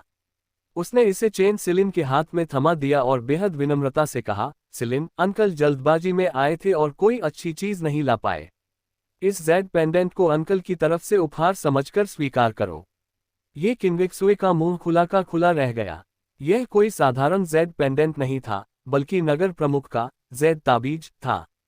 साधारण लोग या सैनिक इस ताबीज को देखते ही ऐसा व्यवहार करते थे जैसे खुद नगर प्रमुख को देख रहे हों। आमतौर पर वह खुद इसे छूने की कोशिश करने पर अपने पिता से डांट खाती थी, और अब वे इसे सीधे चेन सिलिन को दे रहे थे। चेन सिलिन ने भी उस पेंडेंट के महत्व को पहचान लिया और डरते हुए मना किया, नगर प्रमुख, मैं इसे स्वीकार नहीं कर सकती। मैं इसे कैसे ले सकती हूँ? ये जिफेंग का चेहरा सख्त हो गया, मैं और तुम्हारे पिता भाइयों जैसे हैं, तो तुम मेरी आधी बेटी हुई। तुम इसे क्यों नहीं ले सकती? मैंने कहा इसे ले लो तो ले लो। उसने बिना किसी हिचकिचाहट के उसे सिलिन की हथेली में रख दिया। चेन यूक्यू हक्का बक्का रह गया। आपके साथ भाई जैसा कौन है? हम तो आमतौर पर एक दूसरे को ठीक से जानते भी नहीं हैं। हालांकि नगर प्रमुख को अपनी तरफ खड़ा देख उसने हामी भर दी, सिलिन, इसे स्वीकार कर लो। इसे बाहर मत निकालना और न ही खोना। चेन सिलिन ने अनिच्छा से उसे स्वीकार कर लिया, धन्यवाद नगर प्रमुख। कैसा नगर प्रमुख? मुझे धर्मपिता कहो। आज से मैं तुम्हें अपनी धर्मपुत्री मानता हूँ। ये जिफेंग रिश्ता जोड़ना चाहता था, उसने आगे कहा, अब से जो कोई भी तुम्हें या चेन परिवार को परेशान करेगा, वह मेरे ये परिवार के खिलाफ जाएगा। धर्मपिता? चेन यूक्यू ने अपनी आंखें घुमाई। आप वास्तव में स्थिति का फायदा उठाना जानते हैं। जियांग फान एक 3 स्टार सोल मास्टर था। भविष्य में उसके साथ थोड़ा सा संबंध होना भी समृद्धि सुनिश्चित करता था। ये देखते हुए कि जियांग फान अभी पूरी तरह विकसित नहीं हुआ था, एक शक्तिशाली सहयोगी होना बुरा नहीं था। उसने सिर हिलाया, सिलिन, नगर प्रमुख तुम्हें अपनी धर्मपुत्री बना रहे हैं, क्या तुम्हें उनका आभार नहीं मानना चाहिए? चेन सिलिन ने भ्रमित होकर घुटने टेके और प्रणाम किया, सिलिन अपने धर्मपिता का अभिवादन करती है। ये जिफेंग खुश हो गया और उसे ऊपर उठाते हुए बोला, बहुत अच्छे। अब से हम एक ही परिवार हैं। चेन सिलिन के प्रति ये जिफेंग का स्नेह देखकर ये किंगवेक्सुए को अचानक एक अजनबी जैसा महसूस हुआ, जैसे उसने अपना परिवार खो दिया हो। ऐसा क्यों हो रहा था? भले ही उसके पिता को जियांग फान का सबसे बड़ा राज पता चल गया हो, फिर भी उन्हें अपना जेड ताबीज देने या किसी को गोद लेने की जरूरत नहीं थी। क्या ऐसा हो सकता है कि जियांग फान का नंबर 1 शैडो गार्ड होना सिर्फ एक राज था? और भी कुछ ऐसे राज थे जो उन्हें नहीं पता थे। वह जियांग फान की ओर शक भरी नजरों से देखने लगी, जियांग फान, क्या तुम मुझसे कुछ छुपा रहे हो? इससे ये जिफेंग और चेन यूक्यू दोनों चौंक गए। ये जिफेंग ने सोचा, कहीं 9वीं श्रेणी के आध्यात्मिक मूल की पहचान उजागर तो नहीं हो गई। चेन यूक्यू ने सोचा, कहीं 3 स्टार सोल मास्टर की पहचान तो सामने नहीं आ गई। दोनों ने ये किंगवेक्सुए को घूर कर देखा, जिससे वह डरकर चुप हो गई। ये जिफेंग को चेन परिवार के साथ घुलते मिलते देख जोंग लियांगपेन को अपनी आंखों पर विश्वास नहीं हुआ। बड़े भाई, ये आप बाहरी लोगों की मदद कैसे कर सकते हैं? तब ये जिफेंग को एहसास हुआ कि जोंग परिवार अभी भी वहीं है। उसने लापरवाही से हाथ हिलाया, क्या तुमने सुना नहीं? चेन परिवार और मेरा ये परिवार अब एक है। बेहतर होगा कि तुम वापस बिलियू सिटी चले जाओ। चेन परिवार में परेशानी खड़ी मत करो। जोंग लियांगपेन गुस्से से भर गया, आपका क्या मतलब है? चेन परिवार ने हमें परेशान किया, और आप इसे हमारे द्वारा परेशानी खड़ी करना कह रहे हैं। क्या आप अभी भी हमें अपना रिश्तेदार मानते हैं? ये जिफेंग ने पहले जियांग फान की ओर देखा और फिर जोंग किजेन की ओर। एक 9वीं श्रेणी का आध्यात्मिक मूल था, और दूसरा केवल 4थी श्रेणी का, और उनके बीच का विवाद सुलझना नामुमकिन था। ऐसे में चुनाव करना आसान था। क्या होगा अगर हम रिश्तेदार नहीं हैं? ये जिफेग ने बिना किसी हिचकिचाहट के कहा, आज से ये परिवार और जोंग परिवार के बीच कोई संबंध नहीं है। तुम जो चाहो करो, लेकिन लोनली बोट सिटी में हंगामा मत करना, वरना तुम और तुम्हारा बेटा यहाँ से आसानी से नहीं जा पाओगे। इस बात ने जोंग किजेन को पागल कर दिया। ठीक है, ठीक है। क्या आप सभी जियान फान को एक अनमोल खजाना समझते हैं? कल मैं दिखाऊंगा कि मैं उसे कुत्ते की तरह कैसे पीटता हूँ। वह इतना अपमानित होगा कि ग्रीन क्लाउड संप्रदाय में प्रवेश करने के लायक भी नहीं बचेगा। वह गुस्से में दहाड़ा और वहां से चला गया। जोंग लियांगपेंग ने भी अपने दांत पीसते हुए कहा, ये जिफेग, मैं देखूंगा कि तुम्हारा ये पसंदीदा जियान फान कल कैसे खुद को शर्मिंदा करता है। आज हम इस उपन्यास को यहीं समाप्त करते हैं। यह उपन्यास अगले भाग में जारी रहेगा।